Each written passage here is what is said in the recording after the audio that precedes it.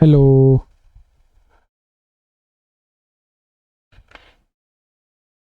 Hello.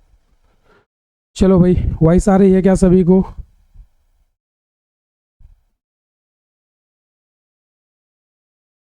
चलो, अगर voice सभी को आ रही है तो आ जाओ। अब हम लोग नेक्स्ट जो अपना टॉपिक पढ़ने वाले हैं लास्ट इस चैप्टर का, SIR इफेक्ट या आर्थो इफेक्ट, और दूसरा होता है SIP या SIH इफेक्ट। इस टॉपिक का या इस चैप्टर का लास्ट है, उसके बाद टोटोमेर और ये चैप्टर अपना खत्म हो जाएगा। तो हम लोग बेसिकली अब जो पढ़ने वाले हैं एसिडिक बेसिक स्ट्रेंथ, ये सब हो चुका है। उन पर बेस्ड क्वेश्चन वगैरह हम लोग प्रैक्टिस करेंगे SIP SIR पढ़ने के बाद और टोटोमेरिज्म के बाद। फिर तुम्हें मैं लास्ट में कुछ इंपॉर्टेंट क्वेश्चन करवा दूंगा प्रैक्टिस, ताकि तुम्हारे सारे क्वेश्चन बन जाएं और कैसे करना है कैसे सोचना है उन सभी की प्रैक्टिस हो जाएगी। तो चलो अब सीधा सा स्टार्ट करते हैं हम लोग। क्या? Ortho effect. क्या इफेक्ट करते हैं? Ortho effect. Ortho effect. अब आर्थो इफेक्ट होता क्या है? तो सिंपल सा देखना, हम क्या करते हैं यहाँ पे एक एग्जांपल ले लेते हैं। जैसे मान लो हमारे पास यहाँ पर एक ये बेंजीन रिंग है, ठीक है, और ये बेंजीन रिंग के पास क्या है, इस तरह से पाई बॉन्ड है। तो ये बेंजीन रिंग के पास इस तरह से पाई बॉन्ड है, और यहाँ पर ये अपना CH3 और ये भी अपना CH3, और ये इसके पास केटायन। तो इसकी अगर स्टेबिलिटी को देखा जाए तो ये CH3 हाइपर कॉन्जुगेशन करेंगे, यानी कि +H इफेक्ट लगाएंगे, और साथ में ये रिजोनेंस करेगा। तो ये केटायन अपना क्या है, स्टेबल है।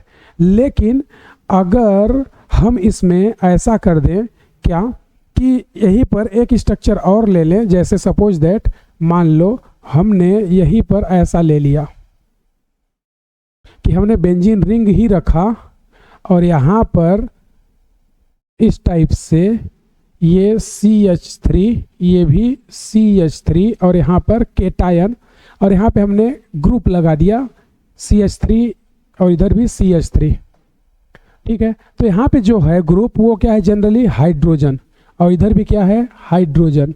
तो हाइड्रोजन का साइज स्मॉल होता है, तो साइज स्मॉल होने के कारण हाइड्रोजन का साइज छोटा सा है, स्मॉल साइज है। तो ये हाइड्रोजन स्मॉल साइज का है, ये कैसा है, स्मॉल साइज। तो स्मॉल साइज है, तो ये हाइड्रोजन इस CH3 को क्या करेगा, कम रिपेल कर पाएगा, या बोले बहुत इफेक्टिवली या स्ट्रॉन्ग रिपल्सन नहीं हो पाएगा, यानी कि स्टेरिक क्लाउडिंग यहाँ पर कम होगी या ना के बराबर होगी, बहुत कम होगी। तो यहाँ पे बोल सकते हैं हम लोग क्या कि इस स्मॉल हाइड्रोजन के साइज के कारण स्टेरिक रिपल्सन ये क्या हो जाएगा, कम हो जाएगा। स्टेरिक रिपल्सन होता क्यों है? ड्यू टू वांडर वाल रेडियाई, ड्यू टू वांडर वाल रेडियाई। तो वांडर वाल रेडियाई के कारण क्या होता है, स्टेरिक रिपल्सन। मतलब जब साइज बढ़ता है तो वांडर वाल रेडियस इंक्रीज होती है, तो वहाँ पर स्टेरिक रिपल्सन होता है। तो यहाँ पर बोल सकते हैं कि हाइड्रोजन है इन दोनों साइड, तो ये CH3 को कम रिपेल करेगा क्योंकि स्मॉल साइज है हाइड्रोजन का। तो यहाँ पे स्टेरिक रिपल्सन क्या होता है, कम होता है। लेकिन जब इस CH3 को देखोगे तो ये CH3 ऐसा थोड़ी होता है, ये CH3 तो एक्चुअल में देखोगे ऐसे होता है ना, ये इस तरह से। उसी तरह ये भी CH3 इस तरह से ऐसे ओपन हो जाता है। तो अब यहाँ पे साइज क्या होने लगी, ये देखोगे ये इतना बड़ा साइज और ये इतना बड़ा साइज। तो अब यहाँ पर ये जो CH3 है ये कैसा हो गया, लार्ज साइज। ये कैसा हो गया, लार्ज साइज। तो लार्ज साइज होगा तो यहाँ पे बोल सकते हैं कि स्टेरिक रिपल्सन, ये क्या हो गया, स्टेरिक रिपल्सन यहाँ पर ज़्यादा हो गया। और स्टेरिक रिपल्सन ज़्यादा होने से क्या करेगा, ये CH3 इसको रिपेल करेगा और ये CH3 इसको रिपेल करेगा। दोनों एक दूसरे को क्या करेंगे, रिपेल करेंगे। तो जब ये दोनों ग्रुप और ये दोनों ग्रुप एक दूसरे को रिपेल करेंगे तो ये अभी क्या थे, एक प्लेन में थे, लेकिन जैसे ही रिपल्सन होगा तो ये क्या चाहेंगे कि एक प्लेन में ना रहे, ये क्या हो जाएगा। अब जो यहाँ पर जैसे इस केटायन को देखोगे तो ये केटायन यहाँ से क्या करेगा, रिजोनेंस कर लेगा, मतलब यहाँ पर रिजोनेंस हो जाएगा। अब ये जो केटायन यहाँ पर रिजोनेंस करना चाह रहा था, ये केटायन जो रिजोनेंस करना चाह रहा था ये रिजोनेंस नहीं कर पाएगा। क्यों नहीं कर पाएगा? ड्यू टू स्टेरिक क्लाउडिंग या स्टेरिक रिपल्सन। स्टेरिक रिपल्सन क्या होता है? लार्ज साइज ऑफ ग्रुप, यानी कि यहाँ पे कोई ग्रुप ले लो जिसका साइज लार्ज हो, हाइड्रोजन छोटा सा है तो इसका रिपल्सन कम होगा, यहाँ पे CH3 है तो इसका रिपल्सन ज़्यादा होगा। तो जब लार्ज साइज होता है तो रिपल्सन होने लगता है। तो अब ये बताओ, जैसे मान लो ऐसे समझना, हमारे पास एक CH3, ये दूसरा, ये दोनों सेम कंडीशन में तो ये रिपेल कर रहे हैं। अगर ये घूम के ऐसे आ जाए, समझा क्या तुमने?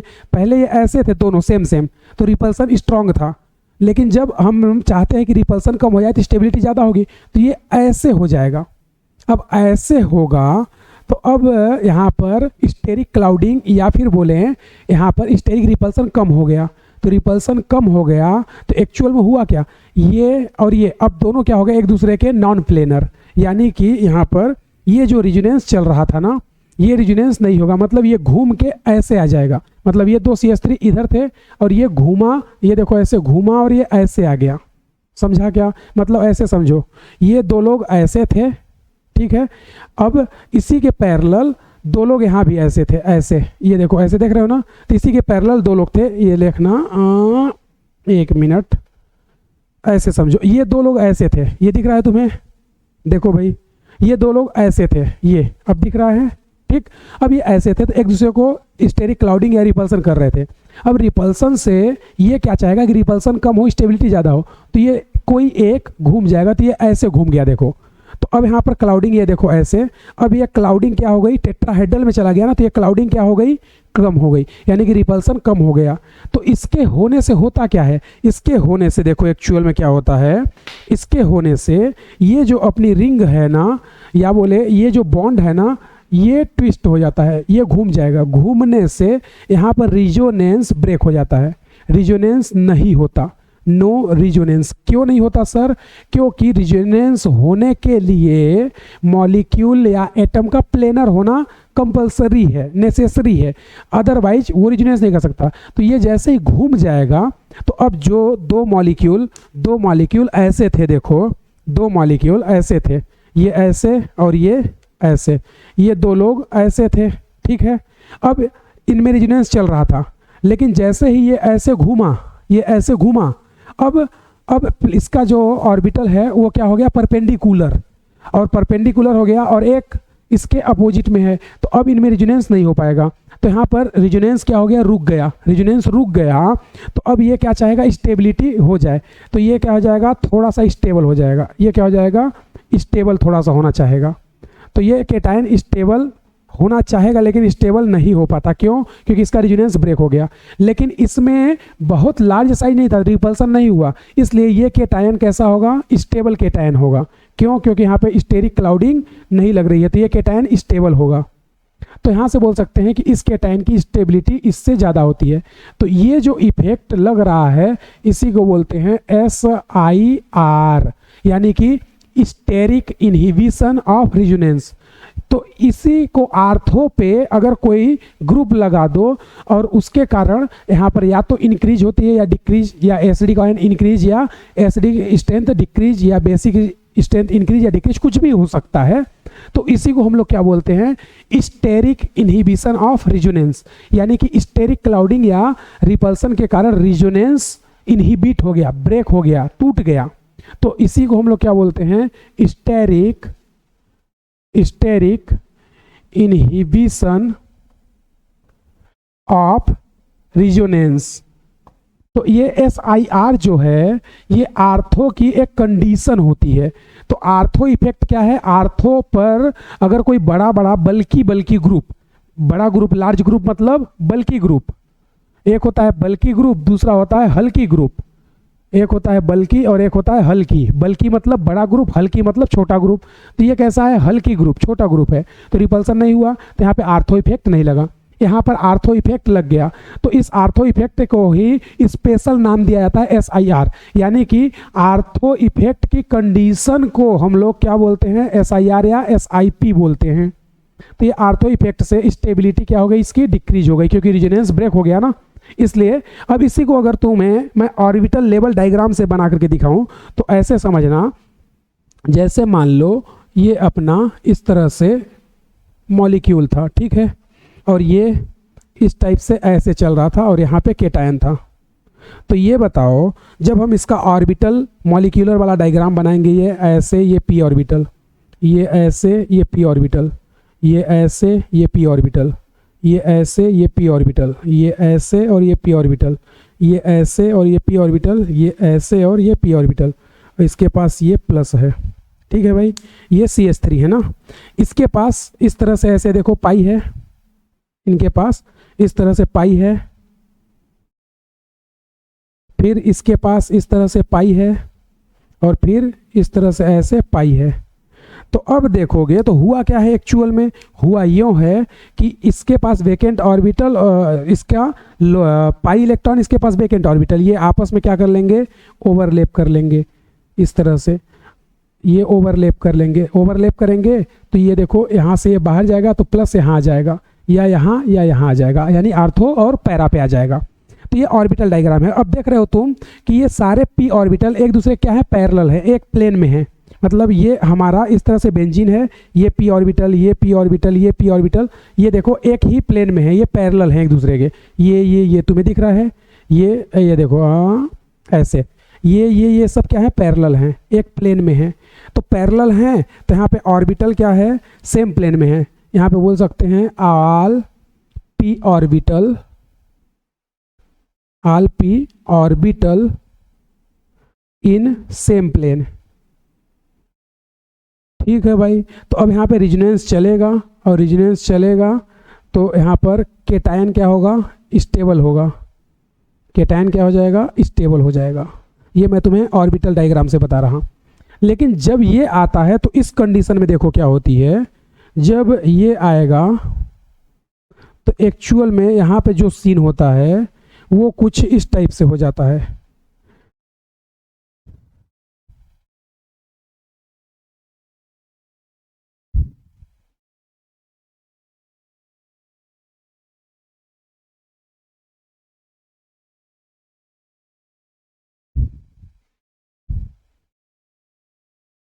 ठीक है भाई, ये CH3 है ना, ध्यान देना। अब यहाँ पर इसके पास ये क्या था, केटायन।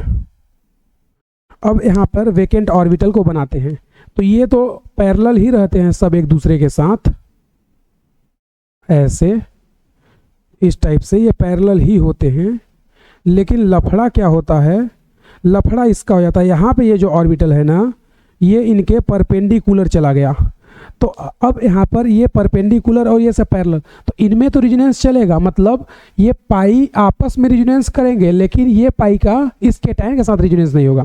मतलब मैं ये कहना चाहता हूँ कि अगर यहाँ पर तुम पाई बॉन्ड बना लो इस तरह से, इस तरह से, और ये इसके साथ इस तरह से, और ये इसके साथ इस तरह से, तो ये पाई आपस में रिजोनेंस करेंगे, लेकिन इसके साथ नहीं हो सकता। क्यों? क्योंकि अब इनका ऑर्बिटल एक ऐसे है और एक ऐसे है। समझा क्या?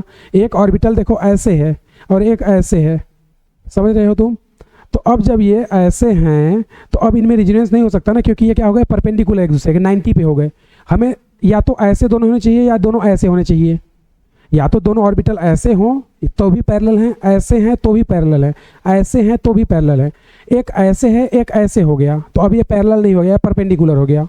या बोलो एक ऐसे है और एक ऐसे है, ये भी क्या हो गया, परपेंडिकुलर। परपेंडिकुलर होने से अब यहाँ पर ये जो रिजोनेंस यहाँ पे चलने वाला था, ये नो रिजोनेंस, रिजोनेंस ब्रेक हो गया, रिजोनेंस नहीं होगा, ब्रेक हो गया ड्यू टू परपेंडिकुलर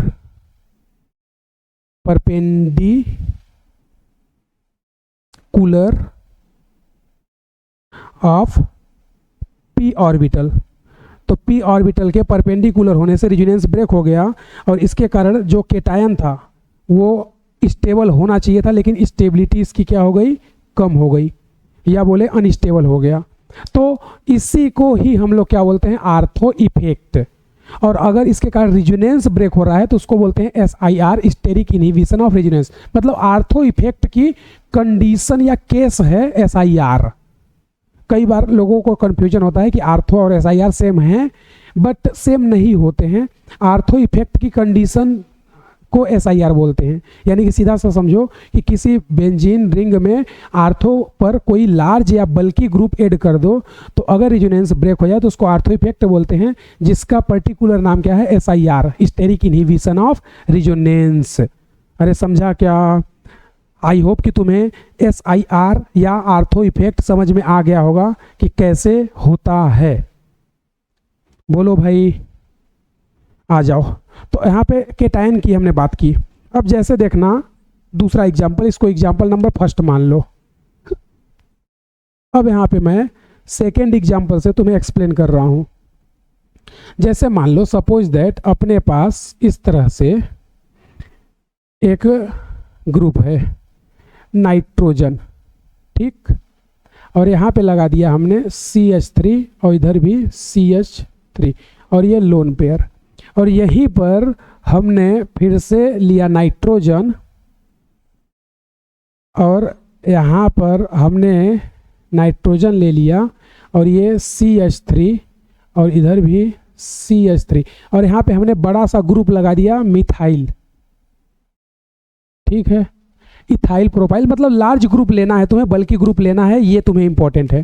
तो अब देखोगे तो जब ये यहाँ पर ये दोनों थे तो कोई रिपल्सन नहीं होगा, क्योंकि आर्थो इसका हाइड्रोजन है, आर्थो इसका हाइड्रोजन है, तो हाइड्रोजन छोटू सा होता है, बल्कि ग्रुप छोटू सा, तो कोई दिक्कत नहीं है, रिपल्सन नहीं होगा। तो ये लोन पेयर इधर से रिजोनेंस कर लेगा, यानी कि इसमें रिजोनेंस होगा। रिजोनेंस होगा तो क्या हम बोल सकते हैं कि loan pair donate tendency, loan pair donate tendency ये डिक्रीज हो जाएगी, ठीक है। इसमें आ जाओ। अब इसके पास जो लोन पेयर है ये रिजोनेंस में जाना चाहता था, लेकिन इस CH3 का देखोगे तो ये CH3 कैसे होता है? इस तरह से होता है ना, और ये भी CH3 इस तरह से होता है। तो अब इनका ये बड़ा सा ग्रुप, ये बड़ा सा ग्रुप, तो ये ग्रुप कैसे हो गए? बल्कि ग्रुप। तो यहाँ पे बल्कि ग्रुप यानी लार्ज ग्रुप, लार्ज भी बोल सकते हो, बल्कि ग्रुप या लार्ज के कारण यहाँ पे क्या हो गया? Steric repulsion. क्या हो गया? Steric repulsion. तो स्टेरिक रिपल्सन होने से क्या हो गया? स्टेरिक रिपल्सन होने से ये कहाँ चला गया? ऑप्स में। ऑप्स मतलब समझते हो? ऑप्स मतलब out of the plane system. तो ये पूरा का पूरा ये वाला जो सिस्टम है ना, ये वाला, ये पूरा सिस्टम कहाँ चला जाएगा? आउट ऑफ प्लेन, मतलब ये घूम जाएगा। ये घूम गया तो ये कहाँ चला गया? ऑप्स में। कहाँ चला गया? ऑप्स। इसका मतलब क्या होता है? Out of the plane system, out of the plane system, यानी कि ये प्लेन से ही बाहर चला गया स्टेरिक क्लाउडिंग के कारण। तो ये प्लेन से बाहर चला गया। तो अब जो रिजोनेंस चल रहा था, अब यहाँ पे जो रिजोनेंस चल रहा था वो रिजोनेंस क्या हो गया? ब्रेक हो गया, मतलब यहाँ पर रिजोनेंस नहीं होगा, नो रिजोनेंस। और जब यहाँ पर रिजोनेंस नहीं होगा, नो रिजोनेंस, तो अब लोन पेयर डोनेट करने की टेंडेंसी क्या हो गई? लोन पेयर डोनेट टेंडेंसी ये क्या हो गई? इंक्रीज हो गई। तो अब इन दोनों में बताओ किस नाइट्रोजन का बेसिक स्ट्रेंथ ज़्यादा होगा? बोलो भाई, किस नाइट्रोजन का बेसिक स्ट्रेंथ ज़्यादा होगा? तो तुम्हें क्लियर समझ आ रहा है कि सर इसका अब लोन पेयर कैसा हो गया? लोकेलाइज, जबकि इसका लोन पेयर कैसा है? D localise.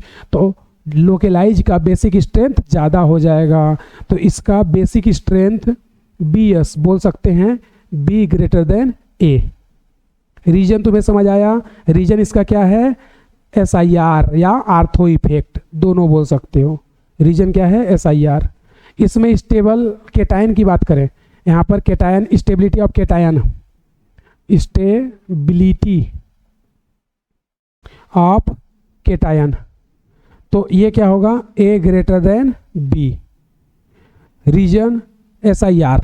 तो जरूरी नहीं कि हर बार ऐसा हो, मतलब मैं ये कहना चाहता हूँ कि SIR से कुछ फायदे भी हैं तो कुछ नुकसान भी है। यहाँ पे SIR लगा तो स्टेबिलिटी डिक्रीज हो गई, यहाँ पे SIR लगा तो बेसिसिटी इंक्रीज हो गई। तो यहाँ पर नुकसान हुआ तो यहाँ पे फायदा हुआ। तो हर बार फायदा हो ये जरूरी नहीं है, हर बार नुकसान हो ये जरूरी नहीं है। ओवरऑल मैं तुम्हें कॉन्सेप्ट समझाना चाहता हूँ कि SIR कैसे करते हैं। अब इसी SIR का ना स्पेशल नाम देते हैं SIP, steric inhibition of protonation या स्टेरिक इनहिबिशन ऑफ हाइड्रेशन। ठीक है। तो यही मैं तुम्हें बताना चाहता हूँ कि SIR या SIP ये तुम्हें रटना नहीं है, बस तुम ये जानो कि आर्थो पे अगर ग्रुप लगा दिए तो वो SIR या आर्थो इफेक्ट करेगा या कर सकता है। जितना बल्कि ग्रुप या लार्ज ग्रुप लगाओगे उतना ही ज़्यादा SIR होगा। उससे या तो फायदा होगा या तो नुकसान होगा। क्या फायदा होगा क्या नुकसान होगा ये क्वेश्चन में समझेंगे। समझे क्या तुम लोग? बोलो भाई। चलो, तो अगर ये बात समझ आ गई तो इसको जल्दी से नोट करो। फिर उसके बाद तीसरा देखते हैं, एग्जाम्पल और क्वेश्चन।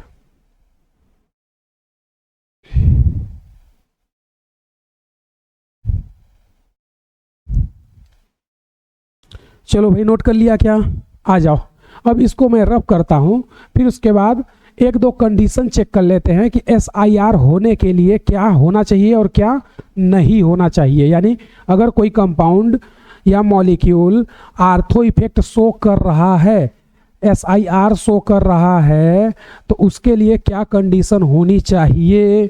और ये JEE मेंस और एडवांस का बहुत ही फेमस कॉन्सेप्ट है। यहाँ से क्वेश्चन बहुत ही ज़्यादा आते हैं, ज़्यादा नहीं बहुत ज़्यादा आते हैं। तो देख लेते हैं कि इसका क्या है मेन कॉन्सेप्ट। कॉन्सेप्ट तो अलग ही हम लोग समझ लिए कि कैसे होता है। अब यहाँ पर हम लोग सिंपल सा क्या बोलेंगे, यहाँ पर अब हम लोग बोल सकते हैं क्या, जैसे अब हमें मान लो एक एग्जाम्पल दिया है। ये एग्जाम्पल हमने ले लिया बेंजीन, ठीक है। और यहाँ पर तुम NH2 ले लो और यहाँ पर कोई ग्रुप G ले लो, या फिर तुम यहाँ पर बेंजोइक एसिड ले लो, बेंजोइक एसिड, और यहाँ पर कोई ग्रुप G ले लो। दोनों साइड ले सकते हो, मतलब इधर भी G ले लो इधर भी, कोई दिक्कत नहीं। एक साइड रहेगा तो भी चलेगा, दोनों साइड रहेगा तो भी चलेगा। तो यहाँ पर ये जो G है, G क्या है? ग्रुप है। अब ये ग्रुप जनरली क्या क्या नहीं होना चाहिए, तो ये जो G या ग्रुप है, ग्रुप जिसको हम लोग G बोल रहे हैं, ये ध्यान रखना 3 चीज़ नहीं हो सकता। ये ग्रुप 3 चीज़ नहीं हो सकता। क्या क्या? एक तो OH क्योंकि ये छोटा होता है, दूसरा NH2 ये भी नहीं हो सकता क्योंकि इनका साइज छोटा होता है। यहाँ पे NH2 है, ठीक है, यहाँ पे NH2 नहीं होना चाहिए। ये ग्रुप G जो है ये NH2 नहीं होना चाहिए। और यहीं पर तीसरा जो है ये साइनाइड नहीं होना चाहिए। क्यों? क्योंकि ये लोग बहुत स्मॉल साइज होते हैं और इसके पीछे कुछ और भी लॉजिक है, H बॉन्डिंग वगैरह, वो सब भी अभी डिस्कस करेंगे। तो इन तीनों के अलावा ये ग्रुप G ये तीनों नहीं हो सकता, ये नहीं हो सकता। यानी कि ये जो ग्रुप है ये तीनों नहीं हो सकते हैं, नहीं हो सकते हैं, कैन नॉट बी, ये तीनों नहीं हो सकते। क्यों? क्योंकि ये लोग स्मॉल साइज होते हैं और साथ में हाइड्रोजन बॉन्डिंग भी कर लेते हैं। इसके अलावा तुम G कुछ भी ले लो, जनरली G में अब जो ये G या ग्रुप है, ये जो तुम्हारा G या ग्रुप है, ये तुम्हारा कोई भी कंपाउंड ले लो, जैसे मिथाइल ले लो, इथाइल ले लो, प्रोपाइल ले लो, ब्यूटाइल ले लो, टर्सरी ब्यूटाइल ले लो, उसी तरह आइसो ब्यूटाइल ले लो, उसी तरह NO2 ले लो, उसी तरह OCH3 ले लो, उसी तरह हैलोजन ले लो। ऐसा कोई भी, या बोले आल sp2 कंपाउंड, ऐसा कुछ भी तुम ले सकते हो। वो ग्रुप हो सकते हैं, ये हो सकते हैं, लेकिन ये जो ग्रुप तुम लगाओगे ये मत लेना। अगर ये लोगे तो फिर वहाँ पे आर्थो या SIR इफेक्ट नहीं लगता। क्यों नहीं लगता? उसका 2 रीज़न है। पहला तो इनका साइज स्मॉल होता है, पहला साइज जो होता है स्मॉल होता है। दूसरा, ये लोग H बॉन्ड बना लेते हैं और H बॉन्ड बना लेने के कारण आर्थो इफेक्ट जनरली नहीं लग पाता। ये 2 कंडीशन होने के कारण ये लोग ग्रुप जो है ये OH NH2 साइनाइड ये तीनों नहीं हो सकते। इसके अलावा तुम कुछ भी ले लो, समझा क्या? कुछ भी मतलब लार्ज होने चाहिए, बल्कि ग्रुप होने चाहिए। कुछ भी का मतलब ये नहीं है कि कुछ भी का मतलब बल्कि होना चाहिए, लार्ज होना चाहिए, बल्कि ग्रुप होना चाहिए। और हमने इधर पे लिखी दिया एग्जाम्पल में ऑल sp2 और ये सब ले सकते हो। ये इंपॉर्टेंट बात तुम्हें समझ आ गई होगी। तो अब यहाँ पर एक एग्जाम्पल डिस्कस करते हैं, ठीक है। एग्जाम्पल नंबर 3, ये तो बहुत ही इंपॉर्टेंट बात है, ध्यान रखना, इंपॉर्टेंट बात है कि ये ग्रुप क्या हो सकते हैं। चाहे तो एक साइड रखो या दोनों साइड रखो, कोई फर्क नहीं पड़ता, SIR या आर्थो इफेक्ट लगेगा। यानी कि आर्थो इफेक्ट की कंडीशन है कि कब लगेगा और कब नहीं लगेगा। आ जाओ, अब यहाँ पे एक एग्जाम्पल ले रहे हैं, जैसे सपोज दैट मान लो हमारे पास ये इस तरह से NH2, ये CH3 और ये CH3, यहाँ पे लगा दिए हम लोग NO2, यहाँ पर NO2 और यहाँ पर NO2। ये पहला है, ठीक। दूसरा हमने क्या किया, दूसरा हमने सेम ऐसा ही लिया, ये नाइट्रोजन, और यहाँ पर इस बार क्या कर रहे हैं, यहाँ पर NO2 ही बस ले रहे हैं, ये CH3 वगैरह नहीं ले रहे हैं। यानी कि ये हाइड्रोजन, इधर पे हाइड्रोजन और ये NO2 और ये NO2,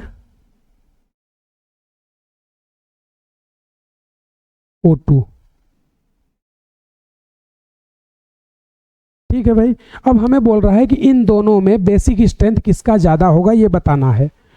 तो SIR या आर्थो इफेक्ट के फायदे भी हैं, नुकसान भी हैं। हर चीज़ के, हर सिक्के के दो पहलू होते हैं, एक हेड तो दूसरा टेल।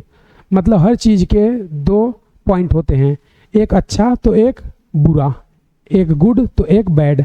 वो तुम्हें डिपेंड करना है कि तुम कैसा यूज करते हो। तो अब इसका SIR या आर्थो के अच्छे और बुरे दोनों पॉइंट हैं। अच्छा पॉइंट क्या है, केटाइन को स्टेबल कर देता है। बुरा पॉइंट क्या है, बेसिसिटी बढ़ा देता है। तो ये इसके फायदे और बुरे, ये सारे चीज़ हम लोग देख रहे हैं। तो आ जाओ, अब देखोगे तो इसका लार्ज ग्रुप, ये भी लार्ज ग्रुप, यहाँ पे क्या लग जाएगा, SIR या बोलो आर्थो इफेक्ट यहाँ पे लग जाएगा। आर्थो इफेक्ट लगने से होगा क्या, ये जो यहाँ पे रिजोनेंस चल रहा था लोन पेयर के बीच, ये ब्रेक हो गया, यानी ये ग्रुप घूम गया। तो यहाँ पर रिजोनेंस नहीं होगा, रिजोनेंस नहीं होगा। SIR का मतलब स्टेरिक इनहिबिशन ऑफ रिजोनेंस, मतलब रिजोनेंस को हमने ब्रेक कर दिया, इनहिबिट कर दिया, रोक दिया, तोड़ दिया, ठीक है। आ जाओ, इसमें अब SIR नहीं लगता। मैं तुम्हें क्यों ये एग्जाम्पल लिया हूँ, ताकि तुम्हें ये बता सकूँ कि ये OH, NH2, साइनाइड ये सब नहीं ले सकते तुम। क्यों नहीं ले सकते, क्योंकि देखो जैसे तुम यहाँ पे हाइड्रोजन लोगे ना, ये जो है कोऑर्डिनेट बॉन्ड, इसको हटाओ और चेंज करके क्या बना दो, कोवेलेंट बॉन्ड। तो ये दे रहा है तो ये क्या लेगा, प्लस, तो ये क्या लेगा, माइनस। उसी तरह इसको भी चेंज करो तो ये क्या लेगा, प्लस, तो इसको क्या देगा, माइनस। और यहाँ पर तुम देख सकते हो बहुत ही ईजिली कि यहाँ पर नाइट्रोजन से ये अटैच है, ये इस तरह से अटैच है। तो ये लोग क्या कर लिए आपस में, H बॉन्डिंग। ये क्या कर लिए, H बॉन्डिंग। अब H बॉन्डिंग जब हो गई तो H बॉन्डिंग होने से ये क्या किए, हाइड्रोजन को पकड़ लिए। जैसे ही पकड़ लिए, ये जैसे ऐसे घूमना चाहेगा, NO2 पकड़ के रोक देगा, घूमने नहीं देगा।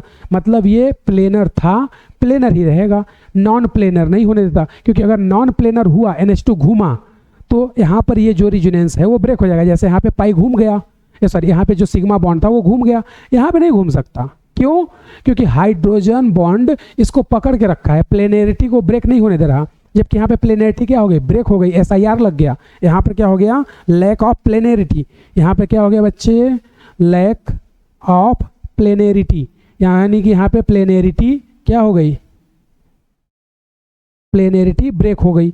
जबकि यहाँ पर नहीं हो सकता, क्यों, क्योंकि H बॉन्ड ने पकड़ रखा है। तो जैसे ही ये घूमने की कोशिश करेगा ना, ये हाइड्रोजन बॉन्डिंग रोक देगा, और हाइड्रोजन बॉन्डिंग रोक देगा तो फिर ये प्लेनर ही रहेगा। यानी कि अब इसका नाइट्रोजन का लोन पेयर रिजोनेंस में जाएगा।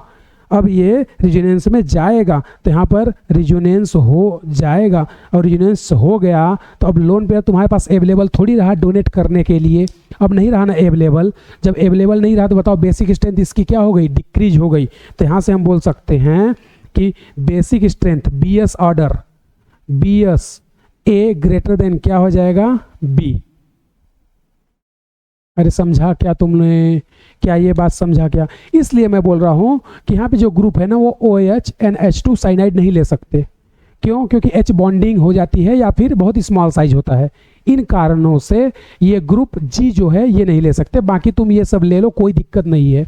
सब अभी यहाँ पे CH3 लेकर के बताया था ना हमने, समझा क्या तुम लोगों ने? बोलो भाई, बोलो बोलो बोलो बोलो। अच्छा, ये H बॉन्ड का टाइप कैसा होगा? इस H बॉन्ड को बोलेंगे intra molecular H bond. Intra molecular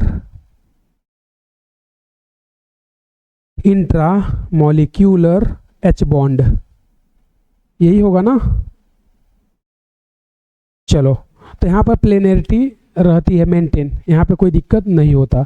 और साथ में यहाँ पे -M भी तो लगेगा इन तीनों का। यहाँ पर नहीं हो सकता क्योंकि ये लोग स्टेरिक क्लाउडिंग कर रहे हैं। समझे क्या?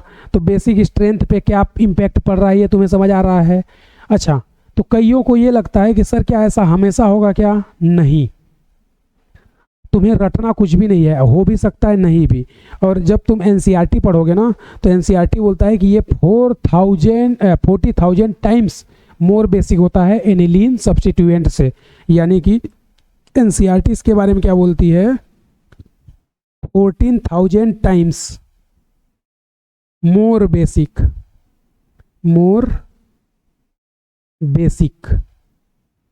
देन इसके एनिलीन के, आर्थो सब्स्टिट्यूएंट एनिलीन के कंपेयर में ये 14,000 टाइम्स ज़्यादा बेसिक होता है। तो ये बात ध्यान रखना। चलो, अगर ये बात समझ आ गई तो एक एग्जाम्पल और लेते हैं। देखो यहीं पर अब एसिडिक स्ट्रेंथ वगैरह पे भी देख लेते हैं। तो एग्जाम्पल नंबर 4 मैं कॉमन बात कर रहा हूँ कि किससे क्या होता है। तो यहाँ पे पॉइंट नंबर 4 की बात करते हैं। तो जैसे देखना, हमारे पास ये इस तरह से बेंजीन रिंग है, ठीक है।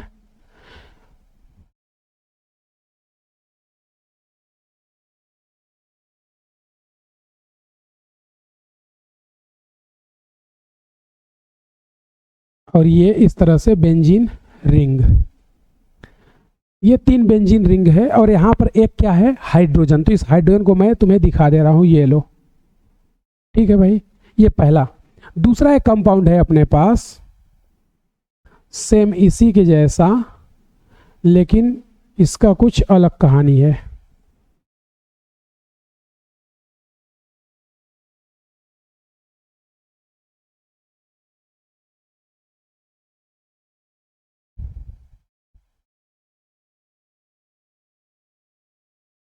ठीक है ये, लेकिन यहाँ पर कुछ कहानी अलग होती है। यहाँ पर ये ऐसे अटैच होता है, ये ऐसे अटैच होता है, और ये ऐसे अटैच होता है, ठीक है, ये इस टाइप से। और यहाँ पर एक हाइड्रोजन ये पड़ा हुआ है। तुमसे बोल रहा है कि कौन सा कंपाउंड का स्टेबिलिटी ज़्यादा है, यहाँ पे तुम्हें स्टेबिलिटी बतानी है। तो सिंपल सा देखो, जब ये हाइड्रोजन तुम यहाँ पे हटाओगे तो यहाँ पर क्या आ जाएगा? माइनस, भाई H+ हटेगा ना, तो एसिडिक स्ट्रेंथ भी तुम बोल सकते हो। और यहाँ से अगर हटाओगे तो ये H+ के फॉर्म में जाएगा, तो यहाँ पे आएगा माइनस। अब इसका एनायन इसके साथ रिजोनेंस कर सकता है, इसके साथ भी कर सकता है, इसके साथ भी कर सकता है। ये बात तो ये भी कर सकता है भाई, ये इसके साथ रिजोनेंस, ये इसके साथ रिजोनेंस, और ये इसके साथ रिजोनेंस, ठीक है भाई। यहाँ पे एनायन तीनों के साथ H+ निकालने के बाद एनायन की स्टेबिलिटी चेक करनी है। जो एनायन ज़्यादा स्टेबल होगा उसका एसिडिक स्ट्रेंथ उतना ही ज़्यादा होगा। तो यहाँ पर ये तीनों रिंग के साथ रिजोनेंस कर सकता है, वो काम ये भी कर ले रहा है तीनों के साथ रिजोनेंस। तो अब सर कैसे स्टेबिलिटी को डिफाइन करें? तो सिंपल सा देखो, इनके पास क्या होता है? यहाँ पर हाइड्रोजन, इधर भी क्या होता है? हाइड्रोजन, इधर भी क्या होता है? हाइड्रोजन, इधर भी हाइड्रोजन, इधर भी हाइड्रोजन, इधर भी हाइड्रोजन।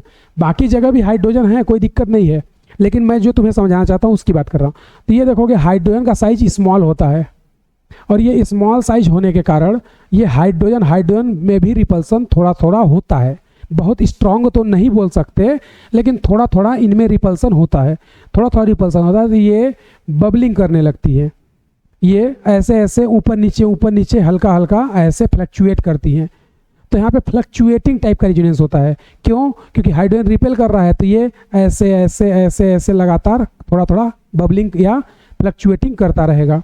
तो फ्लक्चुएटिंग करता रहेगा तो यहाँ पर ये क्या होगा, थोड़ा सा रेजोनेंस करने में इसको दिक्कत होगी। लेकिन जब इसकी बात करोगे तो यहाँ पर H+ निकलने के बाद ये देखोगे तो ये लोग सिग्मा बॉन्ड से अटैच हैं, ये लोग सिग्मा बॉन्ड से अटैच हैं। और अगर सिग्मा बॉन्ड से अटैच हैं तो इनमें रिपल्सन नहीं हो सकता। क्यों? क्योंकि सिग्मा बॉन्ड इनको पकड़ के रखेगा, एकदम जकड़ के रखेगा। और जब एकदम स्ट्रॉन्ग बॉन्ड बना है, सिग्मा बॉन्ड पकड़ के जकड़ के रख रहा है, तो यहाँ पे बोल सकते हैं इसकी कोप्लेनरिटी ज़्यादा होती है, कोप्लेनरिटी इसकी ज़्यादा होगी। और कोप्लेनरिटी के साथ साथ यहाँ पे हम लोग बोल सकते हैं यहाँ पे इफेक्टिव रेजोनेंस होगा। क्यों? क्योंकि ये बपलिंग नहीं कर रही ना, ये ऐसे ऐसे नहीं कर रही है, ये एकदम फिक्स है ऐसे।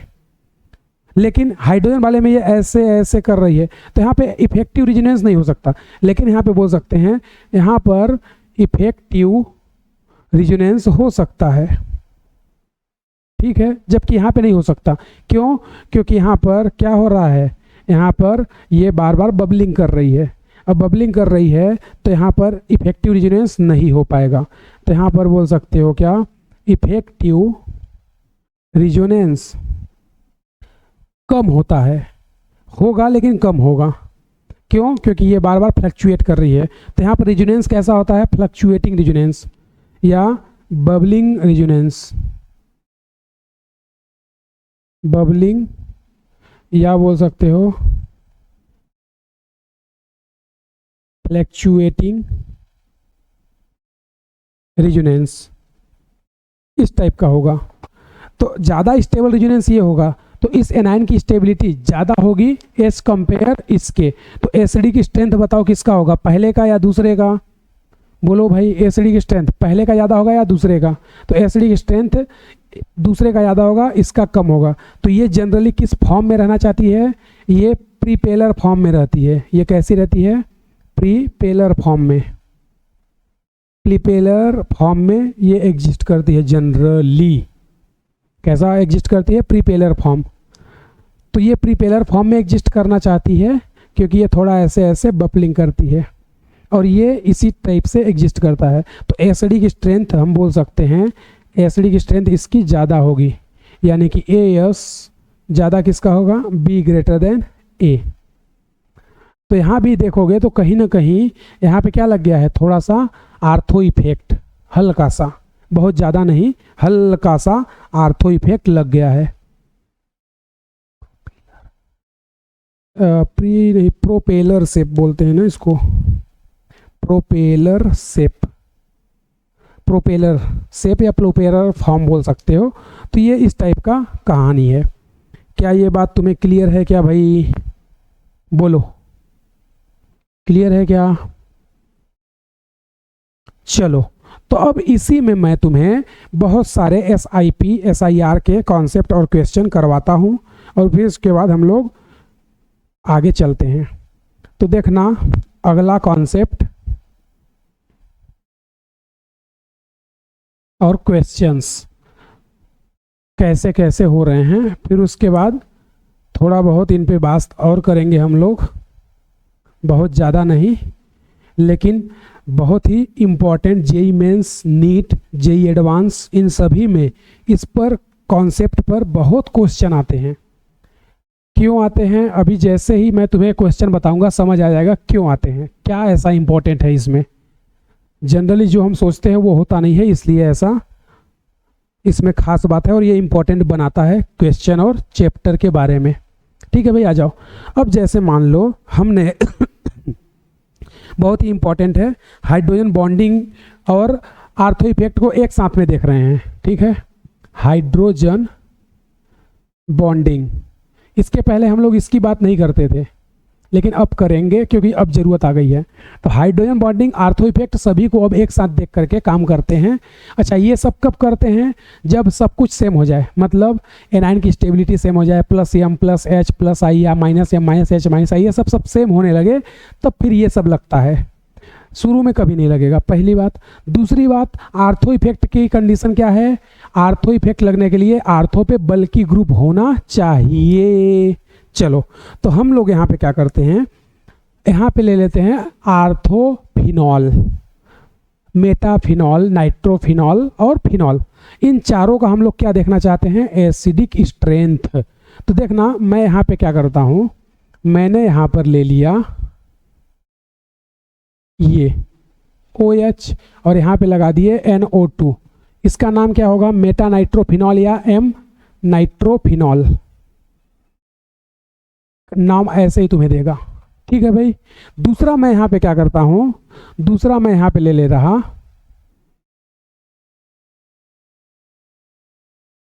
मैं दूसरा ये और यहाँ पर ये OH, तो ये तो मेटा है। अब यहाँ पर मैं आर्थो ले लेता हूँ। ठीक है, तो ये हो गया तुम्हारा N डबल बॉन्ड O और ये O माइनस और इस पर प्लस। ठीक, इसका नाम क्या है? O nitrophenol. फिर यहीं पे मैं क्या करता हूँ, पैरा नाइट्रोफिनॉल ले लेता हूँ, OH और ये NO2। इसका नाम क्या होगा? P nitrophenol. फिर यहीं पे मैं क्या करता हूँ, इन सभी का राजा, इन सभी का बाप ले आओ, नाइट्रो नाइट्रो नाइट्रो। याद है या भूल गए? नाम इसका है पिक्रिक एसिड। नाम तो सुना ही होगा, पिक्रिक एसिड। या इसी का दूसरा नाम क्या था? 2,4,6 ट्राई नाइट्रोफिनॉल।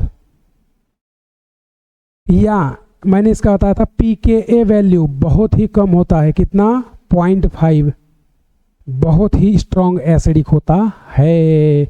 याद करो, याद करो, RSO3H के पास था, उससे पहले क्या था? फ्लोरो एंटीमोनिक एसिड या हेक्सा फ्लोरो एंटीमोनिक एसिड के बाजू में था ये। ठीक है, तो अब देखना, हमारे पास ये चारों हैं, इनका हमें ऑर्डर देना है एसिडिक स्ट्रेंथ का।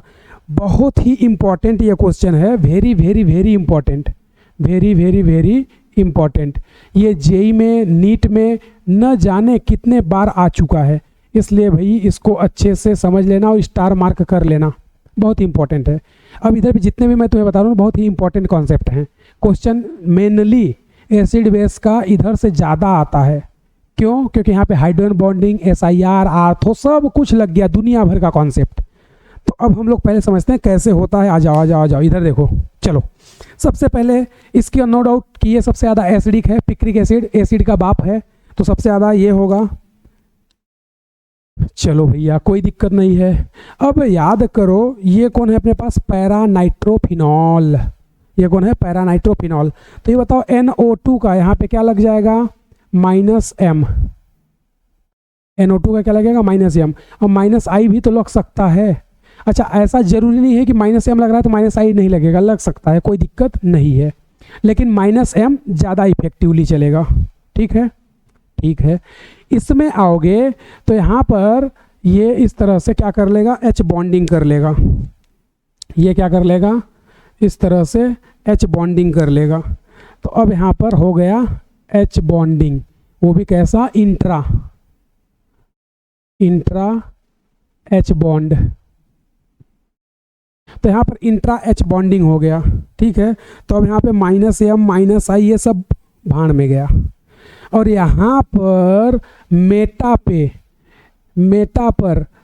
-M, मेटा पर क्या होता है? 0। -M या +M मेटा पे नहीं लगता, तो अब ये सिर्फ और सिर्फ क्या लगाएगा? -I। तो हमारा कॉन्सेप्ट क्या बोलता है? H+ हटाओ, anion को स्टेबल बनाओ। तो जब इसको देखोगे तो ये यहाँ पर क्या करता है? 4 इक्वल RS बनते हैं। याद करो, मैंने कॉन्सेप्ट बताया था, इसके 4 इक्वल RS बनते हैं। ठीक है भाई, इसके पास आओगे तो ये -M लगा रहा और ये -I लगा रहा। ठीक है, ये -M लगा रहा और ये माइनस आई लगा रहा। तो बताओ यहाँ पे जब H प्लस को हटाओगे तुम तो एनायन आएगा ना, तो एनायन को स्टेबल कौन करेगा, माइनस को स्टेबल माइनस करेगा ना, तो माइनस M इसको ज़्यादा स्टेबल करेगा। तो इसके बाद एसिडिक ऑर्डर ये हो जाएगा। अब इन दोनों की बारी है, तो इन दोनों में सिंपल सा बताओ, क्या ये NO2 माइनस M नहीं लगा सकता क्या? बिल्कुल लगा सकता है, कोई दिक्कत नहीं है। अच्छा, आर्थो इफेक्ट लगेगा क्या इनका? नहीं। याद करो मैंने क्या बोला था, अगर आर्थो पर OH या फिर NH2 या साइनाइड हो तो आर्थो इफेक्ट नहीं लगेगा। क्यों नहीं लगेगा? क्योंकि H बॉन्डिंग हो चुकी है। तो जब H बॉन्डिंग होगी तो आर्थो इफेक्ट नहीं देखेंगे, और जब आर्थो इफेक्ट होता है तो H बॉन्डिंग नहीं होती है, मतलब दोनों नहीं हो सकते। समझा क्या? इसीलिए मैं बोला था कि ग्रुप G जो है वो OH साइनाइड NH2 ये नहीं होना चाहिए। तो अब यहाँ पर H बॉन्डिंग हो रही है, लेकिन NO2 का तो माइनस M लगेगा ना। वो अलग बात है कि इसके इतना स्ट्रांग नहीं लगेगा। क्यों? क्योंकि जब ये H प्लस देने जाएगा तो हाइड्रोजन बॉन्डिंग इसको रोक देगा। लेकिन क्या इतना स्ट्रांग है क्या कि I से भी ज़्यादा हो जाए?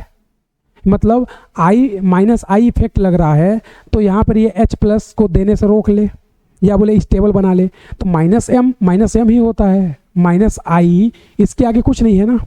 तो इसका मतलब इसके बाद बेसिक एसिडिक ऑर्डर क्या हो जाएगा? माइनस M का, फिर इसके बाद माइनस आई का, और सबसे लास्ट में तुम्हारा क्या चला जाएगा? फिनॉल। अगर मान लो इसमें फिनॉल रहता तो यहाँ पर ऑर्डर क्या आता? सपोज दैट यहाँ पे फिनॉल भी ले लो, ये लो, तो फिर ये हो जाता। तो यहाँ पर एसिडिक स्ट्रेंथ का ऑर्डर क्या आ जाएगा? ऑर्डर आ जाएगा, सबसे पहले क्या है? पिक्रिक। पहले क्या है? Picric, picric acid. फिर उसके बाद क्या है? फिर उसके बाद ऑर्डर आ जाएगा तुम्हारा पी नाइट्रोफिनॉल। फिर उसके बाद क्या आ जाएगा? ओ नाइट्रोफिनॉल। फिर उसके बाद क्या आ जाएगा? M nitrophenol. और उसके बाद क्या आ जाएगा? फिनॉल। तो ये यहाँ पर एसिडिक स्ट्रेंथ का क्या हो गया? ऑर्डर। तो इसको ध्यान रखना कि यहाँ पे माइनस M लगेगा, H बॉन्डिंग तो लग ही रही है, ठीक है। तो यहाँ पर H बॉन्डिंग लगेगी, कोई दिक्कत नहीं, लेकिन माइनस M भी काम करेगा ना आर्थो पे। भाई आर्थो पे तो माइनस M लग सकता है ना, लेकिन माइनस आई इतना पावरफुल नहीं हो सकता।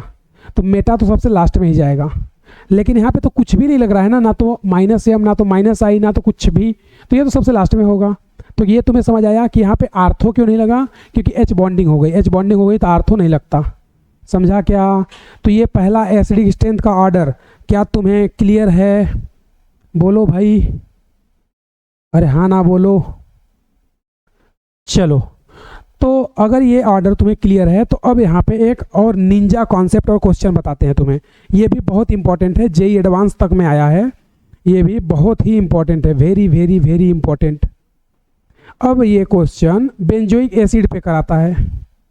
अब ये क्वेश्चन बेंजोइक एसिड पे कराता है, और क्या बोलता है, क्यों बोलता है और कैसे बोलता है वो देखना। जैसे मान लो हमने यहाँ पर ये ले लिया,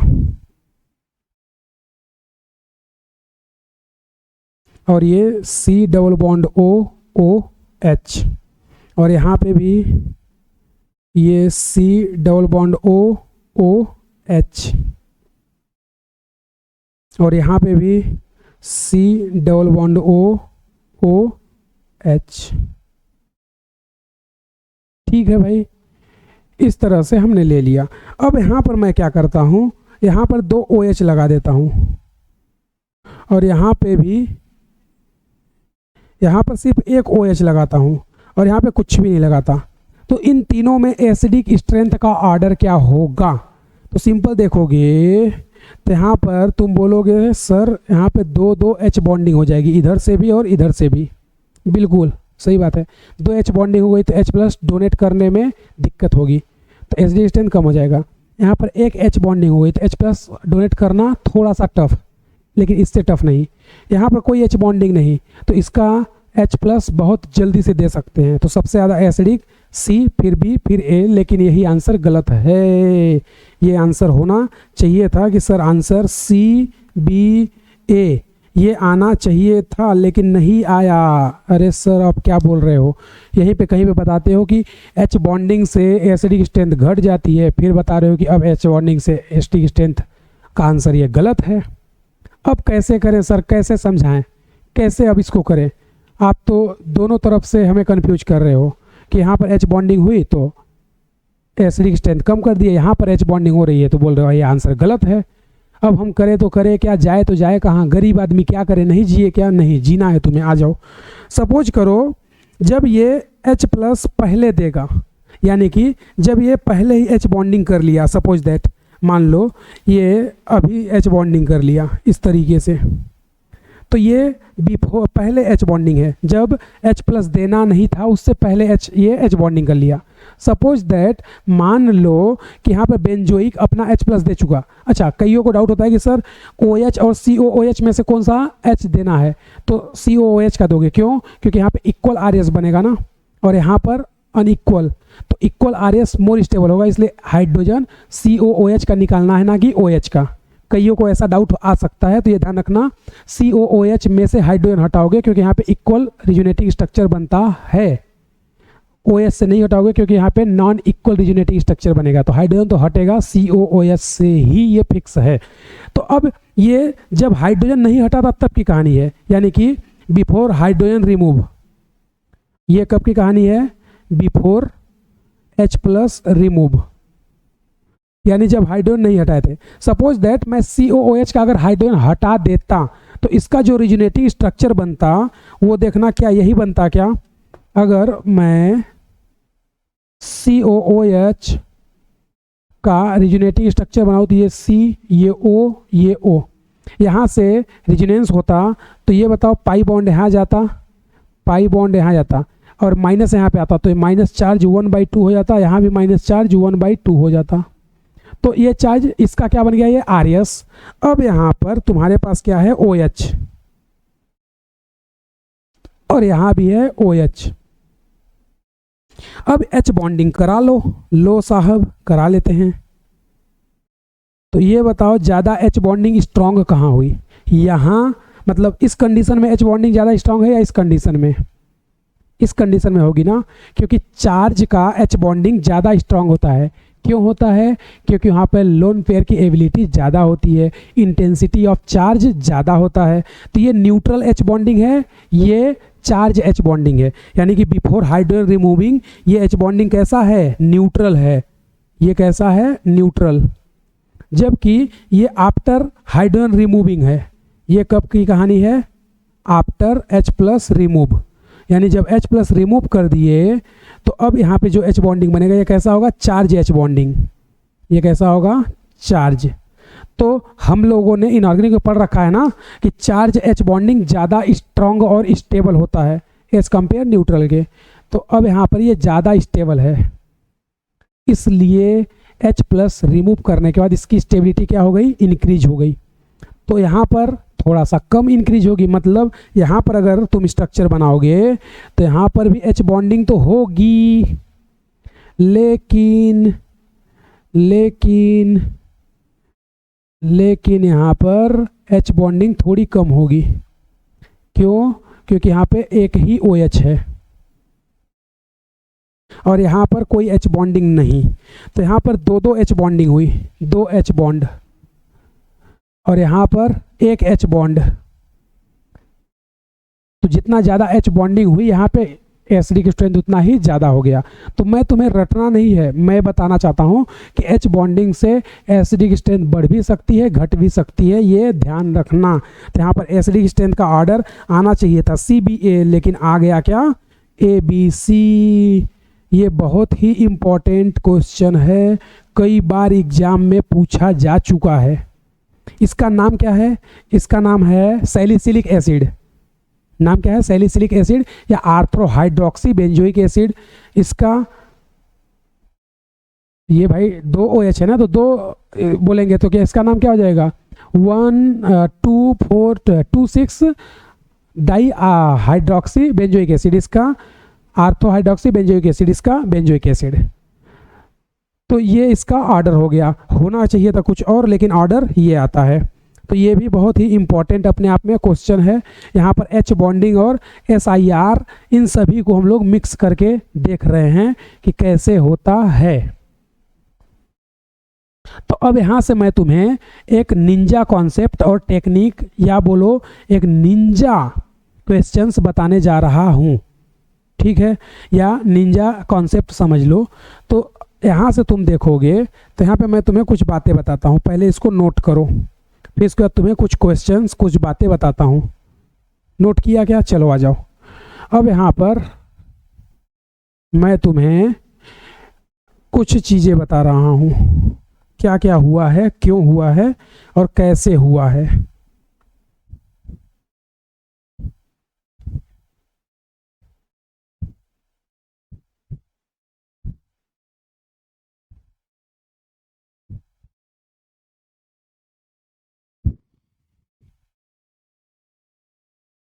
तो अब हाइड्रोजन बॉन्डिंग ध्यान रखना तब लगाओगे जब एम इफेक्ट या फिर बोले सब कुछ सेम हो जाए, तब एच बॉन्ड ये सब देखना है।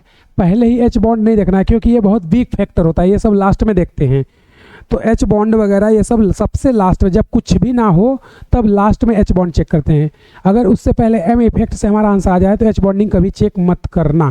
तो आर्थो इफेक्ट की अगर हम लोग बात कर रहे हैं तो इसमें कुछ इंपॉर्टेंट पॉइंट्स डिस्कस कर लेते हैं। स्पेशल पॉइंट या important point? Special point. Special point की अगर बात करें तो यहाँ पर कुछ पॉइंट जो तुम्हें पता होने चाहिए। चलो, तो पहला पॉइंट यहाँ पे क्या बात कर सकते हैं हम लोग कि यहाँ पे बोल सकते हैं ortho substitute benzoic acid is stronger than benzoic acid. क्या क्या क्या क्या? पहला पॉइंट मैंने बोला आर्थो सब्स्टिट्यूटेड बेंजोइक एसिड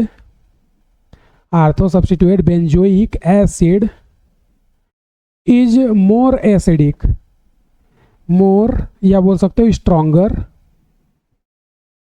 मोर या stronger acidic than meta and para isomer benzoic acid, isomer of benzoic acid. ये पहली बात। लेकिन एक्सेप्ट एच बॉन्डिंग वहाँ पे ना हो, मतलब वहाँ पर एच बॉन्डिंग नहीं होनी चाहिए। इसके लिए कंडीशन क्या है? एक्सेप्ट एच बॉन्डिंग, मतलब वहाँ पर एच बॉन्डिंग नहीं होनी चाहिए। अगर एच बॉन्ड हो गया तो फिर मामला उल्टा हो जाएगा। अभी एग्जाम्पल में मैंने तुम्हें बताया था, ठीक है। तो अगर आर्थो पर तुम लार्ज ग्रुप लगा दिए तो बेंजोइक एसिड का एसिडिक स्ट्रेंथ इंक्रीज हो जाता है उसके मेटा और पैरा से। क्यों होता है उसका भी डिस्कशन करेंगे, क्योंकि हमें ये तो पता चल गया ना कि आर्थो इफेक्ट होता क्या है, ठीक। दूसरा कंडीशन, दूसरा बात करते हैं यहीं पर। क्या दूसरा बोलता है? आर्थो सब्स्टिट्यूटेड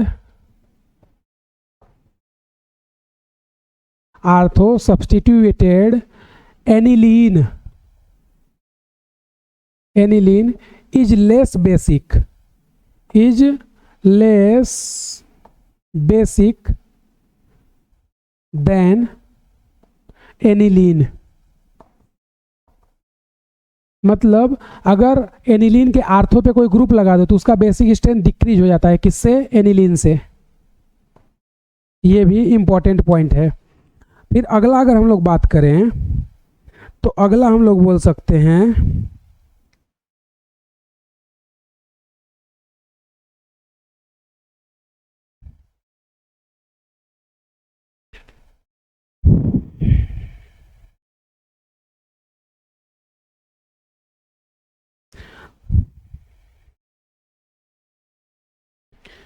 अगला अगर मैं पॉइंट तुम्हें बताऊं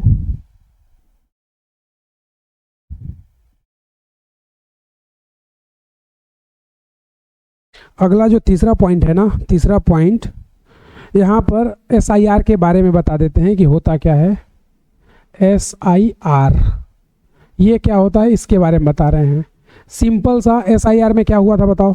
सिंपल सा हमारी जो रिंग थी वो घूम गई थी और रेजोनेंस जो था, यानी कि बाहर जो ग्रुप है, चाहे वो एनिलीन हो, बेंजोइक एसिड हो या केटाइन हो, कोई भी हो, उनके साथ रेजोनेंस क्या हो जाता है, ब्रेक हो जाता है, टूट जाता है। यही ना मैंने बोला था, क्या बोला था बोलो। जब आर्थो पर बल्कि ग्रुप लगा दो तो वो रिंग घूम जाती है और रेजोनेंस क्या हो जाता है, ब्रेक हो जाता है। तो SIR का मतलब सीधा से क्या होता है कि आर्थो पर अगर बल्कि ग्रुप लगाओगे तो आउटर वाले कंपाउंड का बेंजीन रिंग के साथ रेजोनेंस ब्रेक हो जाता है, जिसके कारण या तो फायदा होगा या तो नुकसान। या तो एसिडिक स्ट्रेंथ बढ़ सकती है या घट सकती है, बेसिक स्ट्रेंथ बढ़ सकता है या घट सकता है, एनायन या केटाइन की स्टेबिलिटी बढ़ सकती है या घट सकती है। तो यहाँ पर मैं बोल दूँ क्या कि due to SIR inner ring, यहाँ पर मैं अगर बोलूँ SIR के बारे में तो बोल सकता हूँ due to SIR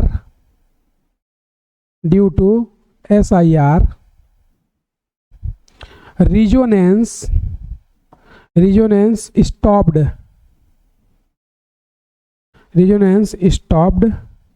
with benzene ring and outer molecule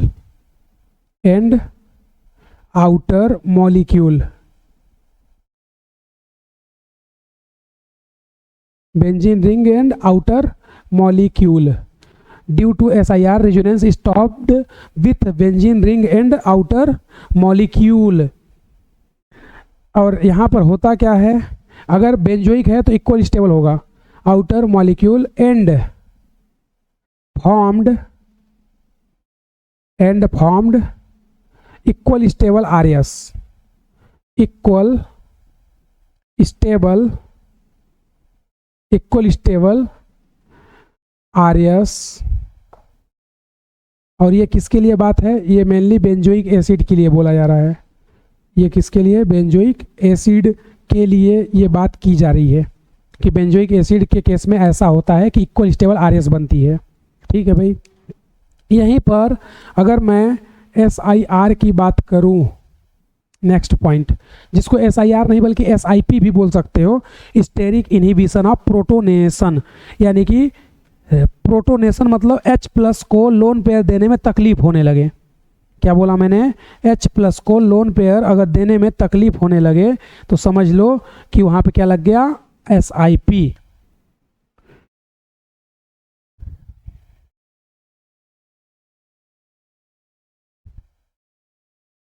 तो SIP के कारण होता क्या है, SIR या SIP तुम दोनों ही बोल सकते हो।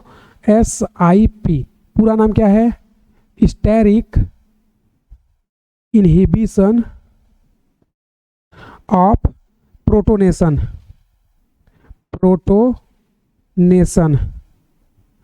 या कई जगह इसको हाइड्रेशन भी बोल देते हैं, हाइड्रेशन। तो SIP या SIH भी बोलते हैं इसको। ठीक है। तो इससे होता क्या है, SIP या SIH से एक्चुअल में जो एनिलीन है उसका नाइट्रोजन का लोन पेयर वो H+ को देने में दिक्कत होने लगती है ड्यू टू स्टेरिक क्लाउडिंग। क्या बोला, स्टेरिक इनहिबिशन ऑफ प्रोटोनेशन, मतलब लोन पेयर डोनेट करने में उसे दिक्कत होने लगती है ड्यू टू स्टेरिक क्लाउडिंग। तो यहाँ पर बोल सकते हैं क्या, यहाँ पे बोल सकते हैं due to SIP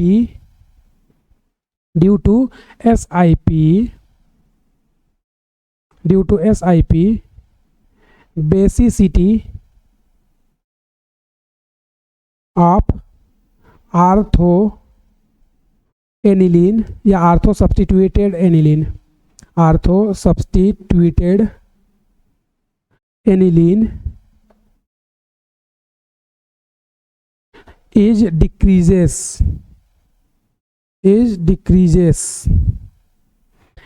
due to SIP basicity of ortho substitute aniline is decreases because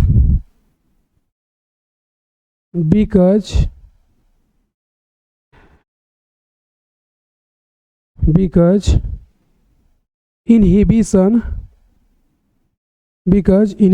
of hydration या बोल दो protonation, because inhibition of hydration या प्रोटोनेशन, तो इसके कारण बेसिसिटी डिक्रीज होने लगती है। ठीक है भाई, तो इतनी बातें। तो SIP या SIR या आर्थो, इन सभी के बारे में मैंने कुछ स्पेशल पॉइंट। अब इनके एग्जांपल्स को मैं तुम्हें थोड़ा सा बता देता हूँ जल्दी जल्दी, और इसको ख़त्म करके अब हम लोग क्वेश्चन पे प्रैक्टिस करते हैं। आ जाओ। जैसे देखो ये अपने पास बेंजोइक एसिड है, ठीक है, और यहाँ पे मैंने लगा दिया CH3, और यहीं पर एक मैंने बेंजोइक एसिड ले लिया, और ये C डबल बॉन्ड OOH। ठीक है भैया, आ जाओ। अब यहाँ पर ये आपस में क्या करेगा, इसका साइज लार्ज, इसका भी साइज लार्ज, तो यहाँ पे क्या लग गया SIR, या बोल दो आर्थो इफेक्ट। ये क्या हो गया, आर्थो इफेक्ट। और आर्थो इफेक्ट से यहाँ पर क्या हो गया, आर्थो इफेक्ट से ये घूम गया, तो जैसे ही ये घूमेगा इसका रिजोनेंस क्या हो गया, ब्रेक हो गया, नो रिजोनेंस। और जब रिजोनेंस ही नहीं होगा तो ये बताओ, जब इनमें रिजोनेंस नहीं होगा तो ये क्या बनाएगा, यहाँ से H+ निकल जाएगा और इनमें इक्वल RS बनेगा ना। मतलब यहाँ पे मैं ये कहना चाहता हूँ कि जब इनमें ये घूम गया तो ये कुछ इस टाइप से हो जाएगा, ये CH3 और ये रिंग, और ये अब इसमें रिजोनेंस नहीं हो रहा है क्योंकि ये घूम चुका है, और ये घूम गया, तो अब यहाँ पर इस टाइप से क्या बन जाएगा, रिजोनेटिंग स्ट्रक्चर, यानी ये यहाँ देगा तो ये यहाँ चला जाएगा, तो ये क्या बन गया, 2 इक्वल RS। तो यहाँ पे चाहे भले 5-7 रिजोनेटिंग स्ट्रक्चर बने, लेकिन यहाँ पे इक्वल RS बन रहा है, और इक्वल RS की स्टेबिलिटी ज़्यादा होती है इससे। यहीं पर देखोगे तो अगर ये H+ देगा तो यहाँ पर क्या बन जाएगा बताओ, यहाँ पर H+ देगा तो ये C डबल बॉन्ड O और ये O और ये माइनस। तो यहाँ पे मैं तुम्हें ये बताना चाहता हूँ कि यहाँ पे इक्वल RS तो चलेगा ही, लेकिन ये रिजोनेंस इधर भी तो जा सकता है, और ये यहाँ चला जाएगा, ये रिजोनेंस इधर देगा तो ये इधर चला जाएगा, मतलब यहाँ पे क्रॉस होने लगा रिजोनेंस। यहाँ पर इक्वल RS तो हो रहा है लेकिन क्रॉस होने लगा, और यहाँ पे क्रॉस नहीं हो रहा है, सीधा एक ही रिजोनेंस होगा, वो इक्वल RS। बाकी बेंजीन रिंग में अंदर चलता रहे, हमें उससे मतलब नहीं है, हमें इधर बाहर चलेगा। और यहाँ पे क्या होने लगा, क्रॉस होने लगा। ठीक है, तो अब यहाँ पर ये जो बेंजीन रिंग है, ये बेंजीन रिंग खुद क्या लगाने लगती है, -I इफेक्ट, या बोलो -M इफेक्ट लगाने लगती है। तो जब ये -I या -M इफेक्ट लगाने लगती है तो यहाँ पर रिजोनेंस तो हो रहा, लेकिन वो रिजोनेंस ज़्यादा स्टेबल है, इसलिए हम लोग बोल सकते हैं कि आर्थो सब्सटीट्यूटेड की एसिडिक स्ट्रेंथ ज़्यादा होती है, यानी कि A का ज़्यादा होगा B से। यही ना लिखे हैं, देखो, ortho substituents benzoic acid is more stronger acidic than meta and para. तो यहाँ पर कुछ भी नहीं है और यहाँ पे कुछ है, तो इसका एसिडिक स्ट्रेंथ इससे ज़्यादा हो जाएगा। समझे क्या तुम लोग, बोलो भाई। तो इसके पास कुछ नहीं है। उसी तरह एनिलीन की बात कर लेते हैं। तो जैसे सपोज दैट मान लो ये अपने पास एनिलीन है और ये हाइड्रोजन, इसके पास ये लोन पेयर, और यहीं पे मैं क्या करता हूँ, स्टेरिक क्लाउडिंग कर देता हूँ। ये हाइड्रोजन, ये लोन पेयर, ये CH3 और ये CH3। तो अब यहाँ पे होगा क्या, जैसे ही ये देखोगे लोन पेयर यहाँ जा रहा है रिजोनेंस में, यहाँ पर रिजोनेंस हो रहा, ठीक है। अब ये जैसे यहाँ पे लोन पेयर रिजोनेंस देने जाएगा तो यहाँ पर क्या होता है, यहाँ पे CH3 ले लेते हैं, ज़्यादा अच्छा रहेगा, ठीक है। तो यहाँ पर अब क्या होने लगा, SIR हो गया, या ये बोलो यहाँ पर हाइड्रोजन को ही रहने देते हैं, ये लो, यहाँ पर इनके साथ क्या होने लगा, रिपल्सन। तो यहाँ पर SIR हो गया, या SIR के बजाय बोल दो SIP। क्यों, क्योंकि जब ये लार्ज क्लाउडिंग होगा ना, मतलब मैं तुम्हें ये बताना चाहता हूँ कि अगर इसको तुम ऐसे बनाओ, SIR की जगह SIP, नाइट्रोजन, ये हाइड्रोजन, ये लोन पेयर, और ये C, ये हाइड्रोजन, ये हाइड्रोजन, ये हाइड्रोजन, और ये C, ये हाइड्रोजन, ये हाइड्रोजन और ये हाइड्रोजन। तो यहाँ पे क्लाउडिंग बहुत ज़्यादा है। तो जब कोई H+ इसके लोन पेयर को लेने आता है ना, तो H+ जैसे इसके लोन पेयर को देगा ना, जैसे मान लो ये H+ यहाँ पे घूम रहा है और ये इसको लोन पेयर देना, तो ये लोग जो क्लाउडिंग है ना, ये इसको पास आने ही नहीं देते हैं, ये लोन पेयर देने ही नहीं देते।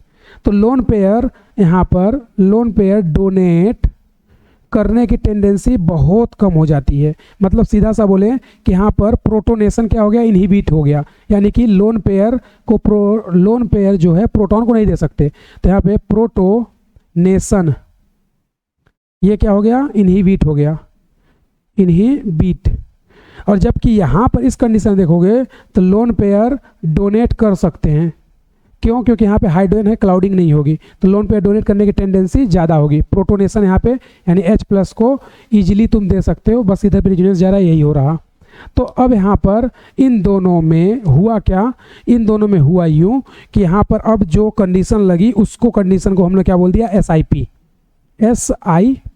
यानी कि स्टेरिक इनहिबिशन ऑफ प्रोटोनेशन। मतलब स्टेरिक क्लाउडिंग के कारण H+ को प्रोटोनेटेड या हाइड्रेशन या सॉल्वेट, यहाँ पे लिखा है ना SIP या SIH, तो यहाँ पे H+ को लोन पेयर देने में दिक्कत होने लगी। क्यों? क्योंकि बहुत ज़्यादा क्लाउडिंग हो गई। तो बहुत ज़्यादा क्लाउडिंग हो गई तो ये H+ को आने ही नहीं देंगे, H+ को आने ही नहीं देंगे। क्यों नहीं आने देंगे? क्योंकि यहाँ पे भी पॉजिटिव पोल बनेगा ना भाई, यहाँ पे भी तो पॉजिटिव बनेगा ना। क्यों बनेगा? क्योंकि नाइट्रोजन का EN ज़्यादा है, उसी तरह कार्बन का भी EN ज़्यादा है, तो इनके पास क्या आएंगे, प्लस आएंगे पार्सली।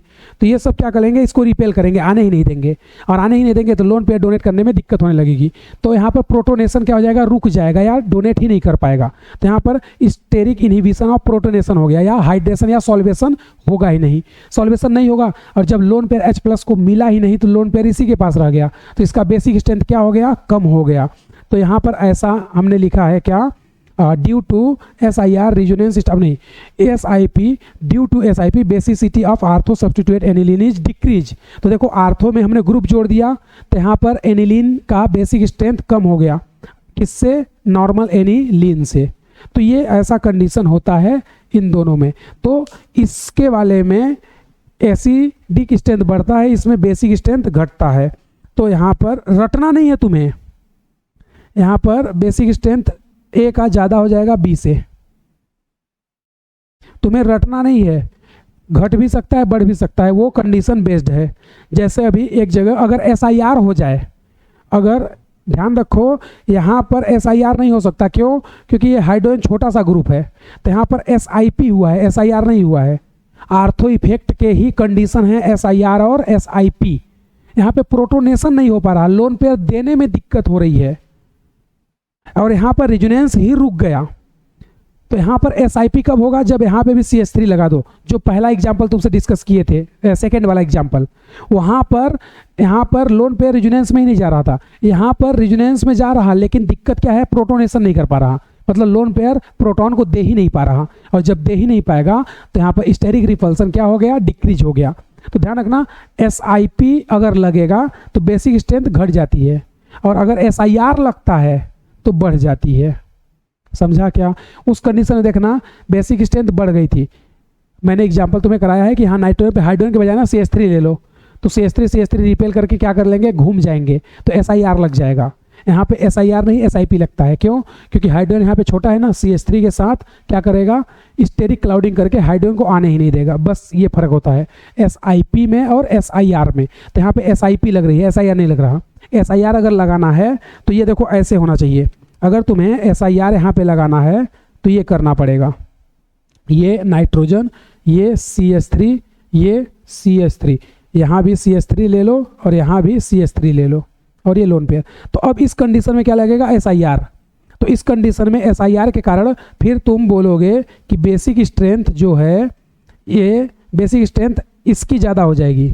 ये मान लेते हैं ये जो कंपाउंड है ये A है, और ये वाला B है, और ये C है। तो A और B में बेसिक स्ट्रेंथ जब देखेंगे तो A और B का ज़्यादा, मतलब A का ज़्यादा होगा B का, लेकिन इस कंडीशन में ना C का ज़्यादा हो जाएगा। किससे? A से। C का बेसिक स्ट्रेंथ ज़्यादा हो जाएगा A से। रीजन क्योंकि यहाँ पे क्या लग गया, SIR, यानी कि ये घूम गई, और घूम गई तो रेजोनेंस में ही नहीं जाएगी। रेजोनेंस में नहीं जाएगी तो यहाँ पर SIP के बजाय SIR लग जाएगा। तो यहाँ पे SIP लगता है, यहाँ पे SIR लगता है। समझा क्या तुमने?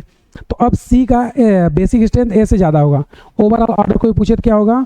CAB। ऑर्डर ओवरऑल कोई पूछे तुमसे तो क्या हो जाएगा? C फिर A फिर B। यानी कि SIP बेसिक स्ट्रेंथ को क्या करती है? डिक्रीज करती है। ये SIP बेसिक स्ट्रेंथ को डिक्रीज करती है और SIR बेसिक को इंक्रीज करती है। समझा क्या? रटना तुम्हें कुछ नहीं है, वो कंडीशन क्वेश्चन ये सब तुम्हें देख करके डिसाइड करना होगा कि क्या होता है और क्या नहीं होता है। अब यहाँ पे मैं तुम्हें बहुत सारे एग्जाम्पल और उन पर बेस्ड SIP SIR से रिलेटेड क्वेश्चन करवा देता हूँ।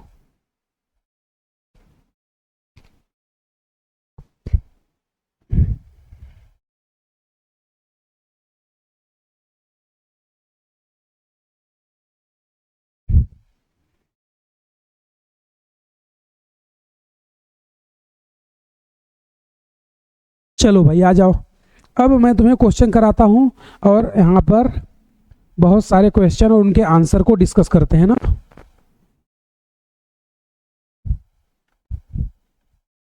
अब हमने सारे कंडीशन पढ़ लिए, H बॉन्डिंग पढ़ लिया, SIP देख लिया, SIR देख लिया, सब कुछ देख लिया। बस ध्यान क्या रखना है कि जनरली SIR अगर बेंजोइक पे लगा है तो एसिडिक स्ट्रेंथ बढ़ाती है, ठीक है, और अगर एनिलीन पे लगा तो बेसिक स्ट्रेंथ को बढ़ाती है लेकिन SIP कम कर देती है। तो चाहो तो तुम इस बात को नोट करके लिख सकते हो, लेकिन हमेशा ऐसा हो जरूरी नहीं है, कई बार ऐसा नहीं भी होता है। लेकिन तुम्हें पता चाहिए SIP SIR लगता कैसे है। तो अगर बेंजोइक एसिड है, क्या बेंजोइक एसिड, और उसमें SIR अगर लग रहा है तो SIR के कारण एसिडिक स्ट्रेंथ या एसिडिटी बढ़ती है, ठीक है। दूसरा, लेकिन ध्यान रखना H बॉन्डिंग नहीं होनी चाहिए, क्योंकि H बॉन्डिंग हुई तो SIR नहीं लगेगा। उसी तरह अगर एनिलीन है, अगर एनिलीन है और उसमें क्या लग जाए SIR, तो बेसिसिटी को भी बढ़ाता है। लेकिन अगर एनिलीन है और उसमें क्या लग गया SIP, तो वो फिर बेसिसिटी को घटा देगा, बेसिसिटी को डिक्रीज कर देगा। ये तीन बात याद रखना। लेकिन ध्यान रखना ये तीनों केस में H बॉन्डिंग नहीं होनी चाहिए, H बॉन्ड एब्सेंट हो, H बॉन्ड एब्सेंट हो। अगर H बॉन्ड लग गया तो फिर ये कहानी नहीं लग सकती, ध्यान रखना H बॉन्ड नहीं लगना चाहिए।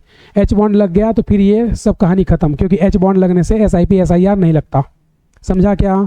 चलो, तो ये बात अगर तुम्हें क्लियर है तो अब देखना मैं तुम्हें कुछ एग्जाम्पल से डिस्कस कर रहा हूँ। सबसे पहला एग्जाम्पल तो यही ले लो।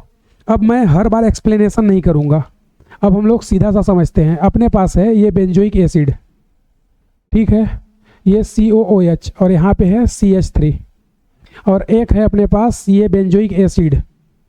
तो मैंने रीजन और लॉजिक अब तुम्हें समझा दिया है, अब सीधे क्वेश्चन करेंगे। ये पहला। दूसरा एग्जाम्पल है, हमने यहाँ पर ले लिया एनिलीन NH2 और हमने यहाँ पर ले लिया NH2 और इधर पे CH3, ठीक है भाई। इन दोनों में एसिडिक और बेसिक हमें बताना है। तो सिंपल सा कहानी क्या है, यहाँ पर ये क्या लग गया तुम्हारा SIR, तो ये एसिडिक स्ट्रेंथ को बढ़ा देगा। यहाँ पे क्या लग गया SIP, SIR नहीं लगेगा। SIR लगने के लिए यहाँ पे हाइड्रोजन नहीं बल्कि यहाँ भी क्या होना चाहिए, बल्कि ग्रुप। SIR लगने के लिए यहाँ भी बल्कि ग्रुप होना चाहिए, हाइड्रोजन कोई बल्कि ग्रुप नहीं होता। तो यहाँ पे SIP लगेगा, SIR नहीं लगेगा। तो SIP से बेसिक स्ट्रेंथ कम हो जाती है। समझा क्या? तो ये एसिडिक का ऑर्डर है और ये बेसिक का ऑर्डर है। ये बात दोनों तुम्हें क्लियर हो गई या नहीं, बताओ, बोलो भाई। अरे हाँ ना बोलो। और अगर कोई तुमसे डाटा पूछ ले तो डाटा भी तुम बता सकते हो। इसका जो है ना pKa वैल्यू, इसका pKa वैल्यू होता है 3.01 और इसका pKa वैल्यू ना 4.5 के समथिंग होता है। इतना फर्क होता है 4.2 मान लो, कोई नहीं, 4.2 4.5 जाओ बजा नहीं, तो इनमें इतना डिफरेंस आ जाता है। समझा क्या? यहाँ पे SIP लगा, यहाँ पे SIR लगा, तो SIP बेसिक बढ़ाएगा और SIR एसिडिक बढ़ाएगा। ये बात ध्यान रखना, ये बहुत ही इंपॉर्टेंट पॉइंट मैंने लिख रखा है। चलो, ये बात अगर तुम्हें समझ आ गई तो एक क्वेश्चन और मुझे बताना ना, बहुत ही इंपॉर्टेंट है। आई होप कि तुम्हें समझ में आया होगा। अब सिर्फ हम लोग SIP SIR पे सारे क्वेश्चन कर ले रहे हैं। ये बताओ मुझे, ये मैंने ले लिया बेंजोइक एसिड, बहुत ही अच्छा क्वेश्चन है, और यहाँ पे मैंने लगा दिया साइनाइड और इधर पे है मिथाइल, ठीक है। और यहीं पे मैंने ले लिया बेंजोइक एसिड और यहाँ पे ले लिया नाइट्रो NO2 और यहाँ पे ले लिया CH3। तुम्हें बताना है इन दोनों का एसिडिक स्ट्रेंथ का ऑर्डर क्या होगा। एसिडिक स्ट्रेंथ AS का order A greater than B या B ग्रेटर देन A। बहुत ही इजी क्वेश्चन है, मतलब इतना इजी और अच्छा क्वेश्चन तुम कभी नहीं कर सकते फिर अपने जीवन में। जल्दी से मुझे बताओ इसका आंसर।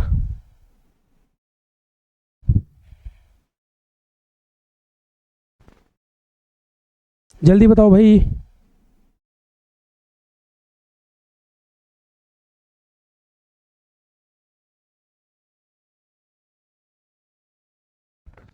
बोलो, चलो आ जाओ।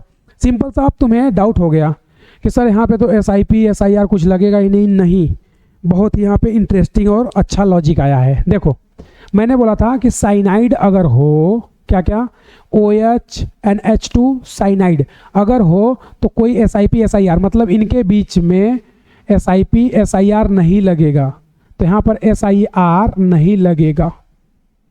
ठीक, बोलो भाई, क्या ये बात समझ आई क्या तुम्हें? यहाँ पे आ जाओ। यहाँ पर इनके लार्ज ग्रुप होने के कारण SIR लग गया, यानी आर्थो इफेक्ट लग गया। आर्थो इफेक्ट लगा तो सर इससे क्या हो गया बताइए हमें। आर्थो इफेक्ट लगा तो मेरे भाई, आर्थो इफेक्ट लगने से ये बॉन्ड घूम गया। घूम गया तो जब ये ऐसे था इस तरह से और ये यहाँ से निकला तो ये रिजोनेंस करेगा। तो ये बताओ, ये जब पाई अंदर में आएंगे तो क्या इसका रिजोनेंस इस पे -M से इफेक्टिव होगा? क्या नहीं होगा। जबकि यहाँ पे साइनाइड का -M लगेगा, -M काम करेगा और रिजोनेंस भी करेगा। लेकिन यहाँ पे SIR लग गया तो ये बॉन्ड घूम गया ना, बॉन्ड घूम गया तो NO2 यहाँ पर रिजोनेंस नहीं कर पाएगा। NO2 यहाँ पर रिजोनेंस तो नहीं कर पाएगा, नो रिजोनेंस, यहाँ पर रिजोनेंस नहीं हो पाएगी ना। यानी कि इसके निगेटिव को स्टेबल NO2 नहीं कर सकता। क्यों? क्योंकि नॉन प्लेनर हो गया, SIR लग गया। लेकिन साइनाइड यहाँ पर इसके एनायन, मतलब अगर यहाँ से हाइड्रोजन को हटाओगे इस टाइप से, तो इसके निगेटिव को साइनाइड रिजोनेंस भी करेगा, स्टेबलाइज भी करेगा और इसका -M लगेगा। क्यों लगेगा? क्योंकि यहाँ पर SIR नहीं लग रहा, छोटा ग्रुप है, हल्की ग्रुप है, बल्कि नहीं है। यहाँ पे बल्कि ग्रुप हो गए तो SIR लगा, आर्थो इफेक्ट लगा तो ये घूम गया। घूमने से अब यहाँ पे ये क्या हो गया, नॉन प्लेनर, मतलब इस बेंजीन रिंग का इसके साथ रिजोनेंस ब्रेक हो गया। तो यहाँ पे रिजोनेंस नहीं होगा, तो हम बोल सकते हैं कि इस एनायन को ये स्टेबल तो नहीं कर रहा, लेकिन ये स्टेबल कर रहा। तो यहाँ पे रिजोनेंस नहीं हो रहा, यहाँ पे रिजोनेंस हो रहा। यहाँ पे एनायन स्टेबल होगा साइनाइड के थ्रू, यहाँ पे NO2 के थ्रू नहीं होगा। तो हुआ क्या, स्टेबिलिटी इसकी ज़्यादा हो गई, यानी कि इसका एसिडिक स्ट्रेंथ ज़्यादा हो गया। तो यहाँ पे बोल देंगे A ग्रेटर देन B। तो ध्यान रखना, जरूरी नहीं है कि SI2, मतलब आर्थो तुम यहीं पे देखो, इधर से भी आर्थो देख सकते हो। मैं क्या बोल रहा, आर्थो इफेक्ट जरूरी है कि यहीं से देखो, आर्थो इफेक्ट इधर से भी देखा जा सकता है। तो तुम्हें जरूरी नहीं है कि क्वेश्चन जैसा तुम सोच रहे हो वैसा ही दे, नहीं, ऐसा नहीं होता। अगर ऐसा होता तो फिर सभी को ये इजी लगता। इजी है, बट पहले तुम्हें समझना होगा, क्वेश्चन करना होगा। 7-8 हज़ार क्वेश्चन करोगे तब फिर तुम्हें मज़ा आएगा और तब फिर तुम्हें समझ आएगा कि सर कैसे ये होता है।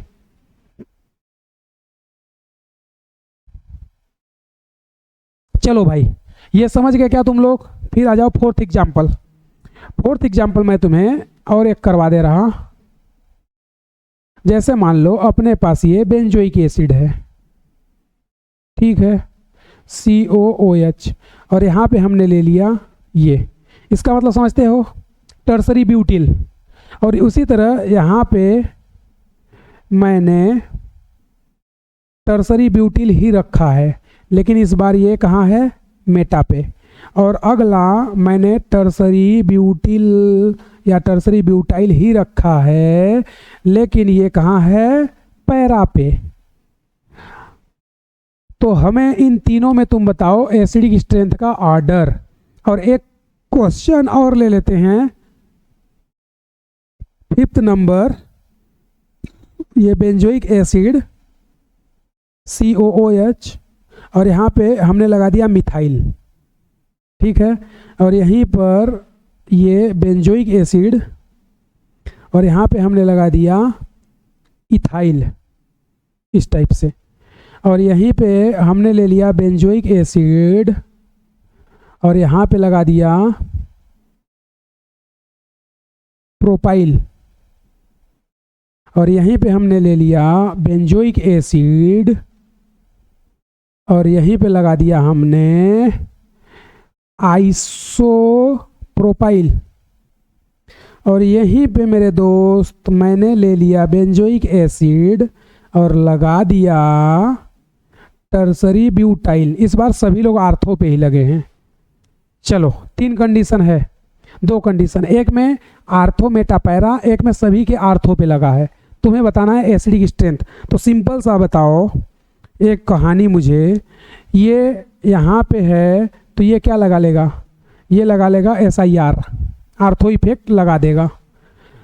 मेटा पे ओ हो, यहाँ तो लफड़ा हो गया साहब, मेटा पे आर्थो इफेक्ट नहीं लगता। लेकिन बताओ ब्यूटाइल का CH3 का क्या लगेगा, +I लगेगा ना, क्योंकि मेटा पे तो तुम कुछ लगा ही नहीं सकते, तो मेटा पे क्या लगाओगे, +I।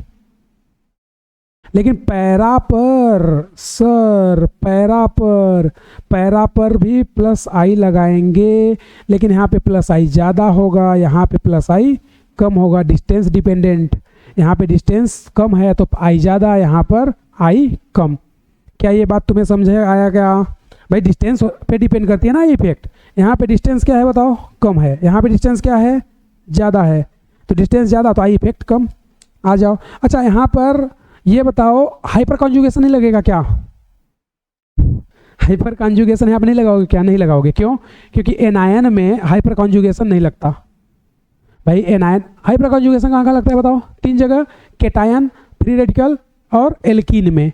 एनायन में कभी भी हाइपर कॉन्जुगेशन लगता, इसलिए यहाँ पर I इफेक्ट लगेगा। यहाँ पर SIR तो लग ही नहीं सकता, +M+H नहीं लग सकता क्योंकि एनायन है, एनायन को स्टेबल करना है ना। तो एसिडिक स्ट्रेंथ सबसे ज़्यादा किसकी होगी बताओ? SIR लगने से एसिडिक स्ट्रेंथ बढ़ती है या घटती है? बढ़ जाती है। तो यहाँ पर AS का ऑर्डर क्या आ जाएगा बताओ? सबसे पहले A। इन दोनों में यहाँ पे I इफेक्ट ज़्यादा है ना, तो ये अनस्टेबल ज़्यादा करेगा इसको भाई। I इफेक्ट जितना ज़्यादा प्लस उतना ही अनस्टेबल करेगा माइनस को। यहाँ पे I कम तो ये ज़्यादा स्टेबल होगा ना। अरे हाँ ना बोलो यार। तो उसके बाद क्या आ जाएगा? C, उसके बाद B। उम्मीद करते हैं कि तुम्हें यह समझ आया होगा क्या मैं बताना चाह रहा हूँ। इसमें आ जाओ।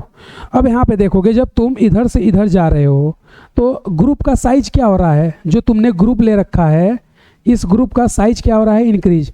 साइज जितना ज़्यादा होगा SIR उतना ही तगड़ा लगेगा, और SIR जितना तगड़ा लगेगा वहाँ पर इक्वल RS बनने की पॉसिबिलिटी उतनी ही ज़्यादा। तो वहाँ पर बेंजोइक एसिड का एसिडिक स्ट्रेंथ उतना ही ज़्यादा हो जाएगा। तो यहाँ पर सबसे स्ट्रॉन्ग ये बहुत ज़्यादा ब्रांच है, फिर ये थोड़ा कम ब्रांच है, फिर ये सब लीनियर हैं। जितना ज़्यादा ब्रांच उतना ही स्ट्रॉन्ग SIR। मतलब ये बोल सकते हो कि यहाँ पे SIR जो है बहुत तगड़ा लग रहा, बहुत एकदम भयंकर वाला।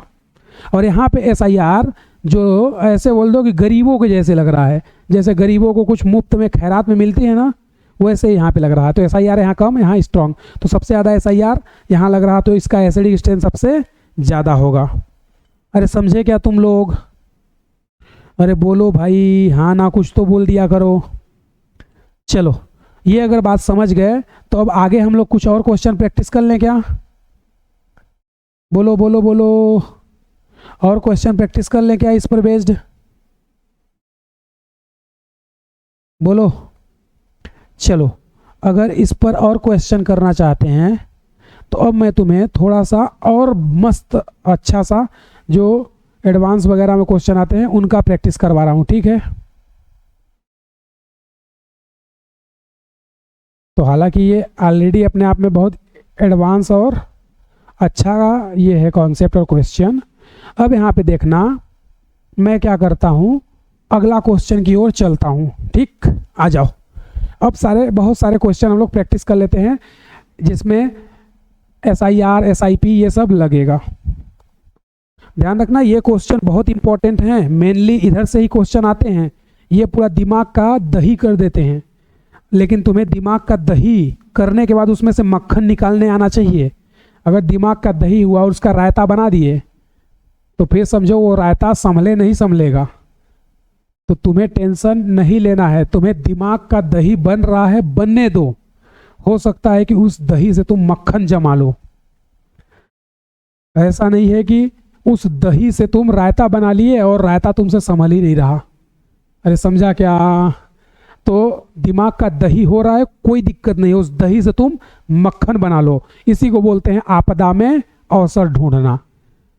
अब एक दही से मक्खन बना रहा है, एक दही का रायता बना के पूरा फैला दे रहा, तो तुम्हें दही से मक्खन बनाना है भाई। आ जाओ। अब जैसे मान लो मैं यहाँ पर आर्थो पे ही NO2 ग्रुप ले रहा हूँ, आर्थो मेटा पैरा और बेंजोइक। तो सिंपल सा देखना, अगला एग्जाम्पल नंबर फर्स्ट, मैंने यहाँ पर इस तरह से ये ले लिया, C डबल बॉन्ड OOH और यहाँ पे NO2, और यहाँ पर ये C double bond OOH NO2, यहाँ पर C double bond OOH NO2, और यहाँ पर कॉमन कुछ भी नहीं, सिर्फ बेंजोइक। ठीक है भाई, तुम्हें इसमें एसिडिक स्ट्रेंथ का ऑर्डर बताना है, ठीक है? रटना मैंने तुम्हें पहले ही बोला था, रटना मना है, रटना कुछ भी नहीं है। उसी तरह मैंने बेंजोइक एसिड ही लिया है, कोई दिक्कत नहीं है। ये लो COOH मैंने यहाँ पे लगा दिया CH3। अगला मैंने ले लिया COOH, यहाँ पे लगा दिया CH3। अगला मैंने यहाँ पे ले लिया COOH, यहाँ पे लगा दिया CH3।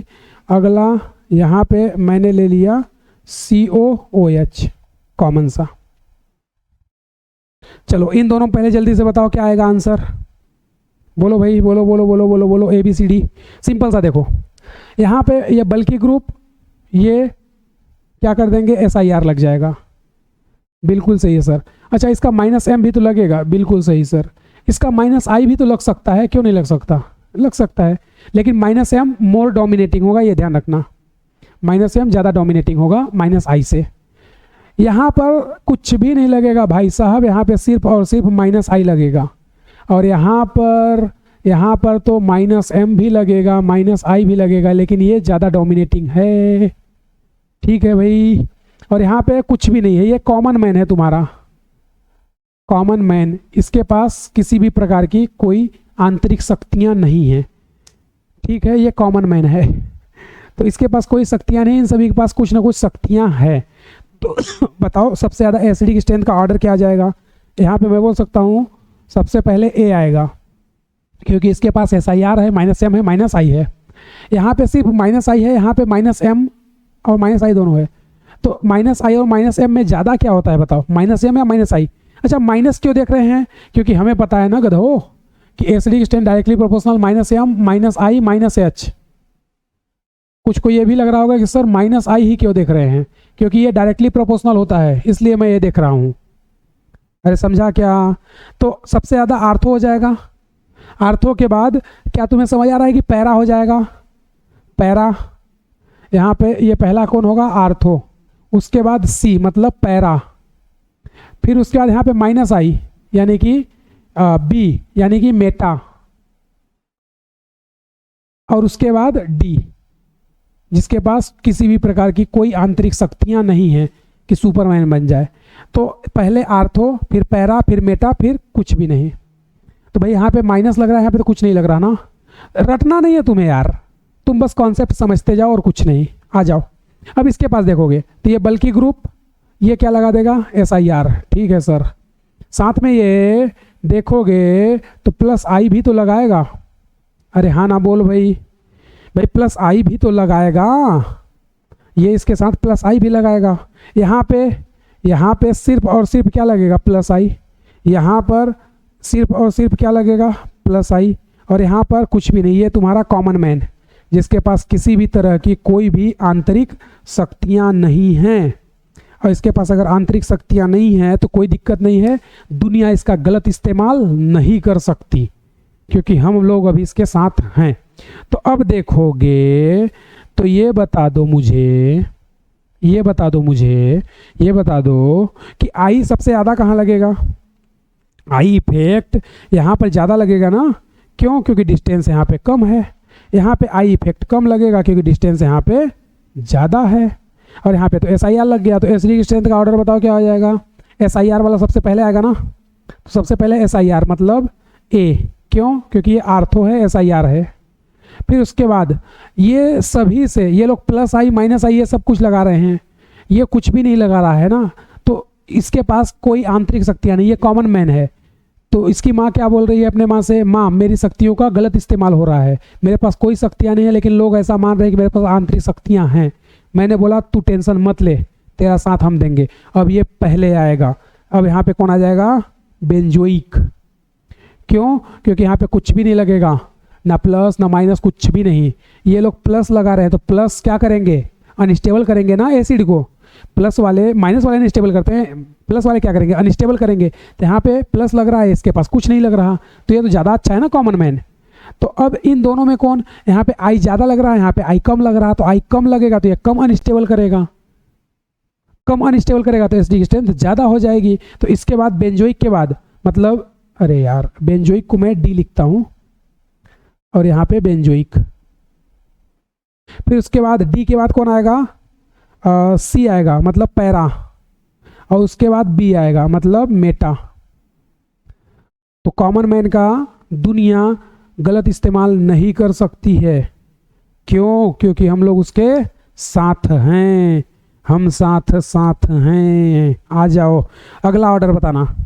अगला मैंने ले लिया ये बेंजोइक एसिड, और इस बार हमने यहाँ पे ले लिया CI3, ये बेंजोइक एसिड, और यहाँ पे मैंने ले लिया COOH और यहाँ पे CI3। अगला मैंने यहीं पे पैरा पे लगा दिया। ऑर्डर तुम रटने की कोशिश मत करो क्योंकि हर बार ऑर्डर चेंज हो जाएगा। मैं तुम्हें बता रहा हूँ कि कैसे तुम्हें सोचना है। अगर तुम अपना रटने उठने का काम लगाए तो मामला गड़बड़ है, मतलब दिमाग का दही हो जाए कोई दिक्कत नहीं है, दही से तुम मक्खन निकाल लो, दही का रायता बना के फैलाना नहीं है, रटो मत। अभी यहाँ पे आर्थो पैरा मेटा आया था, यहाँ पे देखो आर्थो पैरा मेटा बेंजोइक पहले आ गया, तो रटना नहीं है भैया, हर बार चेंज होता जाएगा। आ जाओ इसके पास, यहाँ पे लार्ज ग्रुप है, बोलो भाई, तो यहाँ पे क्या लग गया SIR, और साथ में आयोडीन है तो क्या लगाएगा -I। अच्छा -M इसका नहीं लगा सकते ना, क्यों? क्योंकि मैंने बताया था सभी हेलोजन -I लगाते हैं, +M उनका निग्लेजिबल होता है, -I स्ट्रॉन्ग होता है। ठीक है, यहाँ पे क्या लगाओगे, सिर्फ -I, क्योंकि मेटा पे कुछ भी नहीं लगता। ये पैरा है तो यहाँ भी क्या लगेगा -I, -M तो लगा ही नहीं सकते, या +M नहीं लगा सकते क्योंकि +M इसका क्या होता है, निग्लेजिबल होता है। ठीक है, तो अब यहाँ पर देखोगे तो सबसे ज़्यादा एसिडिक कौन होगा, SIR मतलब A, यानी कि आर्थो सब्सटीट्यूट। उसके बाद इन दोनों में इसका I क्या होगा, ज़्यादा होगा ना, और इसका I कम होगा। क्यों? क्योंकि डिस्टेंस, और इसका डिस्टेंस ज़्यादा है। अरे हाँ ना बोल भाई,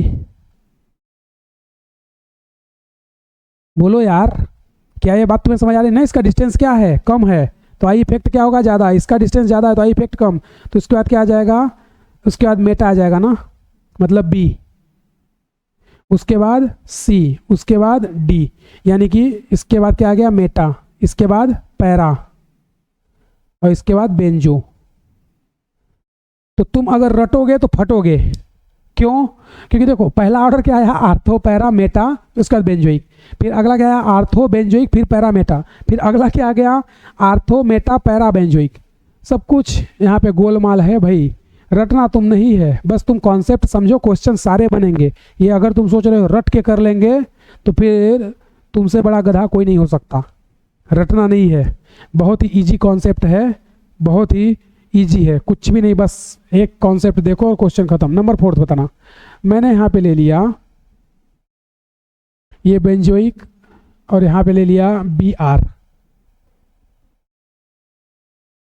ये बेंजोइक और यहाँ पे ले लिया बी आर, ये बेंजोइक और यहाँ पे ले लिया बी आर, और ये सिर्फ कॉमन मैन जिसके पास किसी भी तरह की शक्तियाँ नहीं हैं, लेकिन दुनिया इसका शोषण या इस्तेमाल नहीं कर सकती है। चलो भाई इसमें बताओ ऑर्डर। अच्छा एक और लिख लेते हैं ना, इसका भी साथ साथ लगे हाथ बता देना। ये बेंजोइक COOH और यहाँ पे क्या ले लो OCH3, फिर ये बेंजोइक और यहाँ पे ले लो OCH3, फिर ये बेंजोइक और यहाँ पे ले लो OCH3 और लास्ट में बेंजोइक एसिड।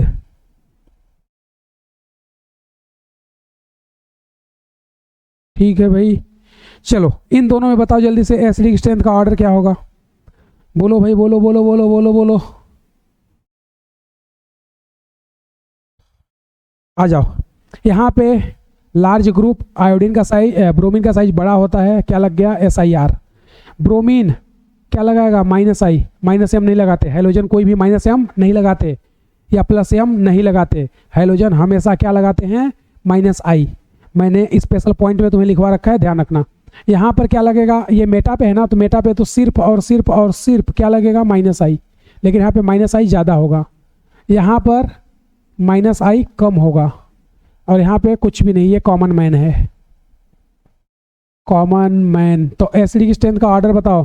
SIR सबसे पहले मतलब A, उसके बाद B, उसके बाद C, उसके बाद D, यही होगा भाई, बोलो बोलो बोलो बोलो, सही है ये, आ जाओ। अब इसमें देखोगे तो यहाँ पे ये बल्कि ग्रुप और ये भी SIR लगा देगा, कोई दिक्कत नहीं है, लेकिन ऑक्सीजन के पास लोन पेयर है ना, तो ऑक्सीजन के पास लोन पेयर है तो ये क्या लगाएगा, मुझे बताओ, मुझे बताओ क्या लगाएगा, +M लगाएगा या -I लगाएगा, +M लगाएगा ना ये। अरे याद करो ना, ना फरहान न रीते न हीरालाल न Om Puri, cyanide acid, father collector बेटा इंस्पेक्टर और दारू, तो ये और है ना OCH3 OR। अरे हाँ ना बोलो, लेकिन यहाँ पे ये लोन पेयर स्पीसीज है तो क्या लगाएगा, +M लगाएगा ना, तो यहाँ पे क्या लग जाएगा इसका +M, और +M के साथ साथ क्या ये -I लगा सकता है क्या, बताओ मुझे, बोलो बोलो बोलो बोलो बोलो बोलो, नहीं -I नहीं लगाएगा। क्यों? क्योंकि यहाँ पे +M डोमिनेटिंग फैक्टर होता है, -I नहीं लगाता, क्योंकि आर्थो पे ये सब काम नहीं करेगा। मेटा पे आ गए तो अब ये +M नहीं लगा सकता, तो क्या लगाएगा, -I लगाएगा। पैरा पे आ गए, फिर क्या लगा दिया ये +M, और यहाँ पर कॉमन मैन कुछ भी नहीं, इसके पास किसी भी तरह की आंतरिक शक्तियाँ नहीं है, लेकिन दुनिया इसका इस्तेमाल नहीं कर सकती बाबू। क्यों नहीं कर सकती? क्योंकि भगवान ने सभी को अपने हिसाब से ज़िंदगी जीने का मौका देती है। कोई चमक जाता है, कोई निखर जाता है, तो कोई टूट के बिखर जाता है। अब वो तुम्हें बताना है कि तुम निखर रहे हो या बिखर रहे हो। आ जाओ आ जाओ आ जाओ आ जाओ आ जाओ। अब ये बताओ, यहाँ पे SIR लग गया तो सबसे ज़्यादा एसिडिक A, यहाँ पे -I लग रहा है, यहाँ पे +M लग रहा है, ज़्यादा एसिडिक कौन होगा, B। अब यहाँ पे +M, यहाँ पे कॉमन मैन कुछ भी नहीं, तो क्या दुनिया इसका शोषण कर सकती है क्या? क्या इसके शक्तियों का बताओ गलत इस्तेमाल को हो सकता है क्या? नहीं हो सकता, बिल्कुल नहीं हो सकता, और करना भी नहीं है। ये आ जाएगा अपना एसिडिक स्ट्रेंथ का ऑर्डर। अरे हाँ ना बोलो यार, बोलो भाई,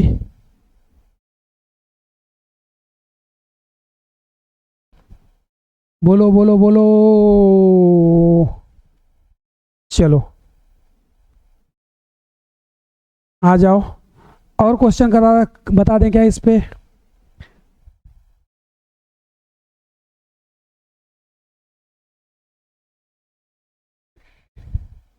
बोलो भाई, इस पे और क्वेश्चन बता दिया जाए कि नहीं?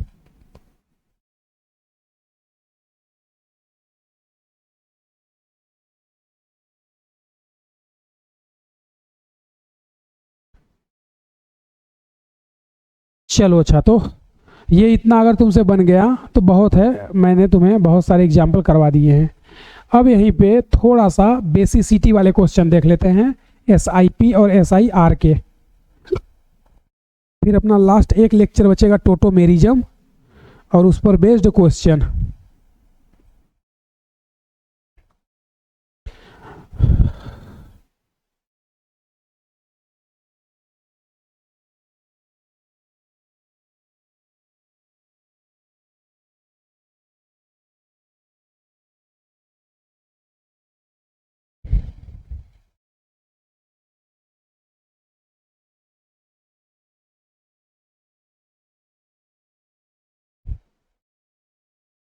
चलो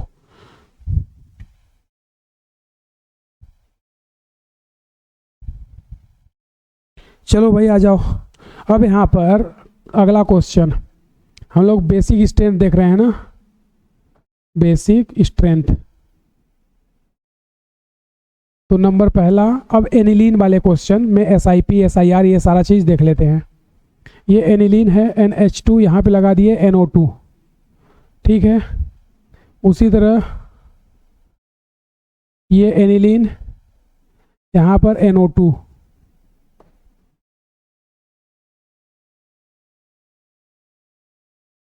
ये एनिलीन और यहाँ पर NO2, और ये एनिलीन, सिर्फ एनिलीन और कुछ भी नहीं। सेकेंड, मैंने ले लिया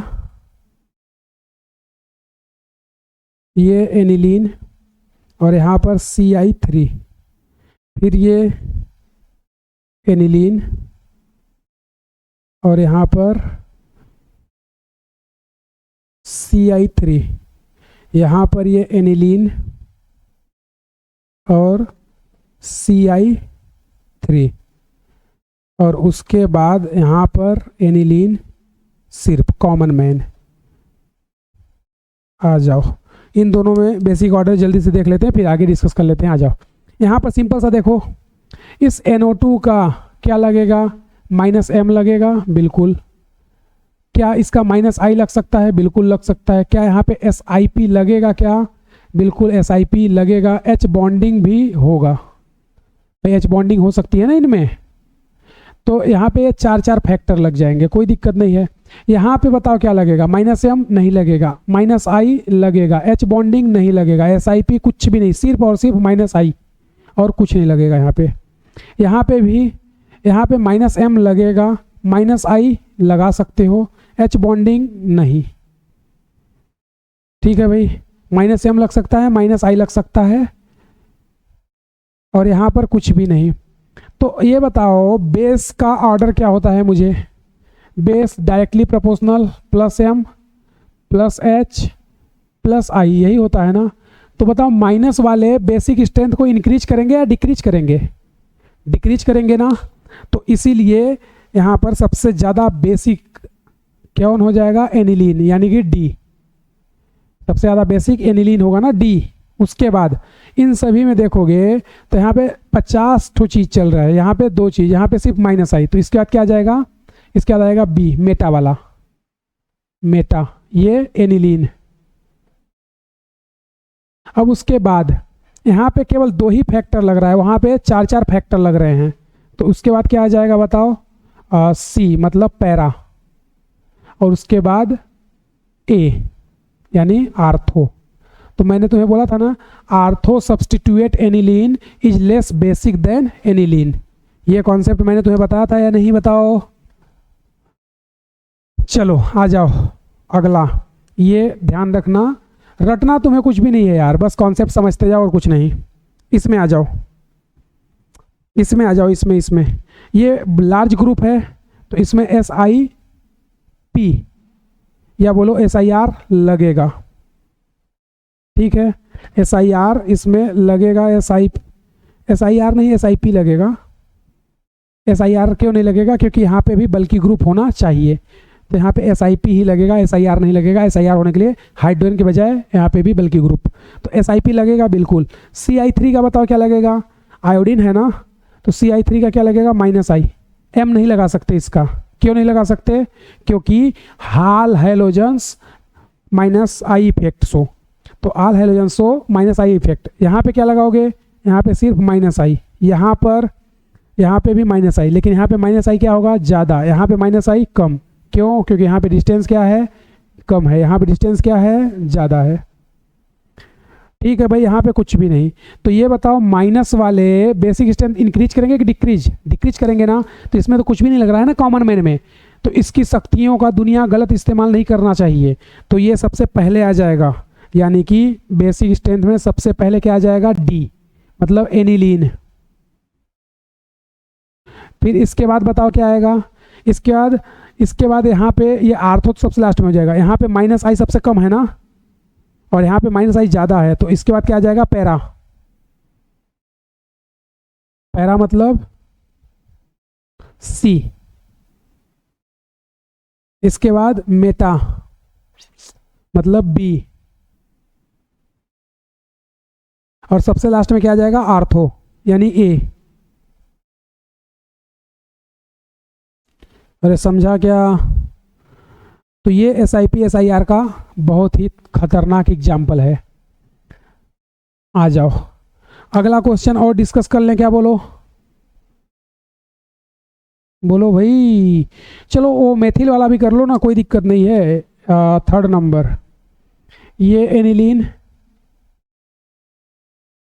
यहाँ पर NH3, अरे यार NH2, ये CH3। अगला ये NH2CH3, ये NH2CH3 और एनिलीन तुम्हारा कॉमन मैन। अगला 4th नंबर, ये NH2Br, ये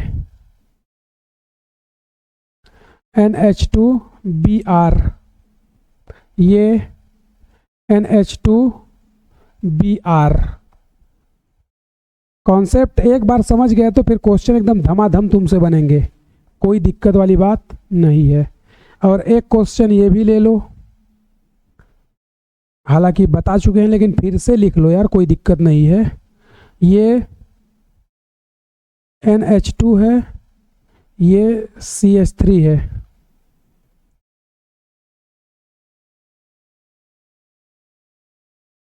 ये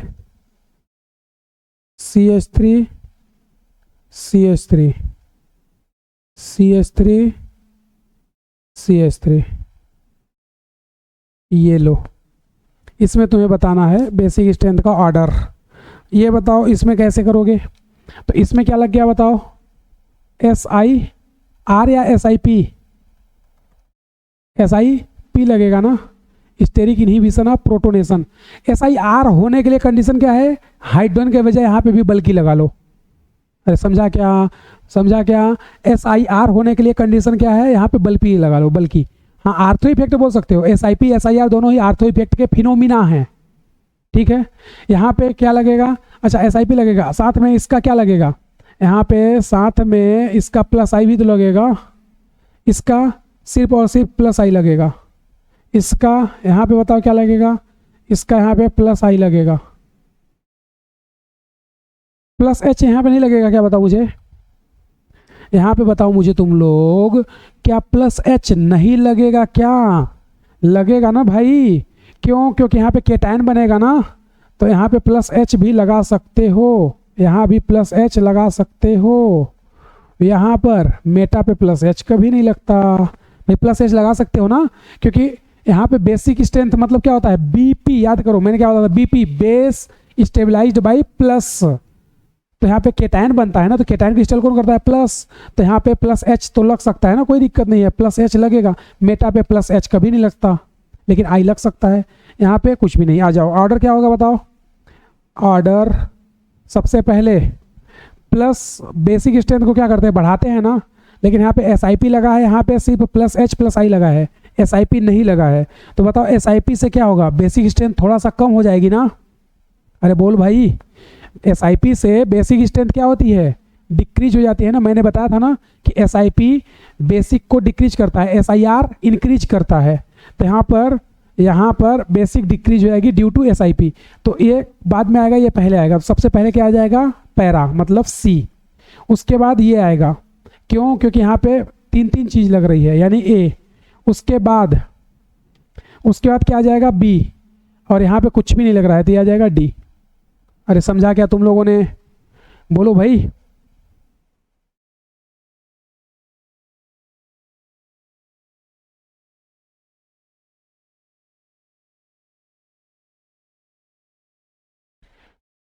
बोलो। अच्छा सॉरी, यहाँ पर आर्थो तो सबसे लास्ट में हो जाएगा ना। यहाँ पर C के बाद क्या आएगा, B, उसके बाद D, उसके बाद A। क्यों, क्योंकि SIP के कारण SIP कंपाउंड का बेसिक स्ट्रेंथ आर्थो एनिलीन से ज़्यादा कभी नहीं होता, तो एनिलीन से लास्ट में ही आता है ना। तो SIP बेसिक स्ट्रेंथ को डिक्रीज कर देता है, इसलिए एनिलीन पहले आ जाएगा। तो पहले B मतलब C, फिर B, फिर D, फिर ये। हाँ ठीक है, कोई दिक्कत नहीं, सही है। ठीक है भाई, आ जाओ। अगला आप देखना, यहीं पर ये क्या लगा देगा, ये लगा दिया SIP, SIH भी बोलते हैं कई जगह, कई बुक में, कोई दिक्कत नहीं है। ब्रोमीन क्या लगाएगा, -I, यहाँ पे सिर्फ और सिर्फ -I, यहाँ पे भी -I, यहाँ पे कुछ भी नहीं, 0। तो ऑर्डर क्या आ जाएगा BS का। SIP से बेसिक स्ट्रेंथ घटेगी ना, तो यहाँ पे -I क्या लगेगा, ज़्यादा, यहाँ पर कम, और यहाँ पे कुछ भी नहीं, तो ये तो ज़्यादा आ जाएगा ना, यानी कि सबसे पहले D, उसके बाद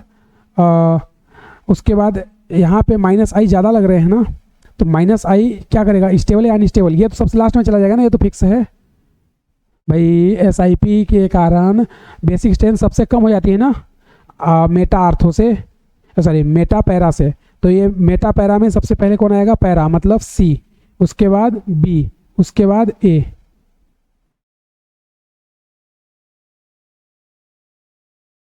ये आ जाएगा तुम्हारा बेसिक स्ट्रेंथ का ऑर्डर। ठीक है, इसके पास आ जाओ। अब यहाँ पे देखोगे तो ये क्या लगाएगा, SIP, और ये क्या लगाएगा, SIR। दोनों ही आर्थो इफेक्ट के कंडीशन हैं। तो बताओ SIP BS बेसिक स्ट्रेंथ को क्या करती है, इंक्रीज। क्यों, क्योंकि ये लोन पेयर रेजोनेंस में नहीं जाएगा, नो रिजो, और नो रिजो हो गया तो ये कैसा हो गया, लोकेलाइज। ये रेजोनेंस में जाएगा, ये रेजोनेंस में जाएगा, और रेजोनेंस हो जाएगा तो ये कैसा हो गया, डी लोकेलाइज। तो SIP बेसिक स्ट्रेंथ को घटाता है और ये बेसिक स्ट्रेंथ को बढ़ाता है, तो यहाँ से बेसिक स्ट्रेंथ क्या हो जाएगी, इंक्रीज। तो ये हो जाएगा आंसर तुम्हारा। समझा क्या तुम लोगों ने, बोलो भाई। चलो, तो इतनी बात आई होप कि तुम्हें अच्छे से समझ आ गई होगी। SIP SIR ये सब क्या होते हैं, कैसे होते हैं। तो आज यहीं पर लेक्चर को हम लोग ख़त्म करते हैं। नेक्स्ट जो तुम्हारा काम होगा वो क्या, इनको सबको रीड करके आना। हम लोग नेक्स्ट पे टोटोमेरिज्म को ख़त्म करेंगे। उसके बाद तुम्हें कम से कम 15 से 20 क्वेश्चन एसिडिक और 15 से 20 क्वेश्चन बेसिक के बहुत ही अच्छे JEE mains JEE advance level के क्वेश्चन मैं प्रैक्टिस करवा दूंगा और कुछ PYQs करवा दूंगा, ताकि तुम्हारा एकदम कॉन्सेप्ट मक्खन की तरह एकदम क्लियर हो, क्रिस्टल क्लियर जिसको बोलते हैं। ठीक है, तो इसके लिए तुम्हें एक बार रीड करके आना होगा और नेक्स्ट लेक्चर पे हम लोग मिलेंगे टोटोमेरिज्म खत्म करने के बाद बहुत सारे क्वेश्चन प्रैक्टिस को लेकर के। तो आज के लिए इतना ही काफ़ी है। मस्त मज़े से पढ़ते रहो, शानदार ज़बरदस्त, और सभी को थैंक यू। वापस फिर से मिलते हैं नेक्स्ट लेक्चर में।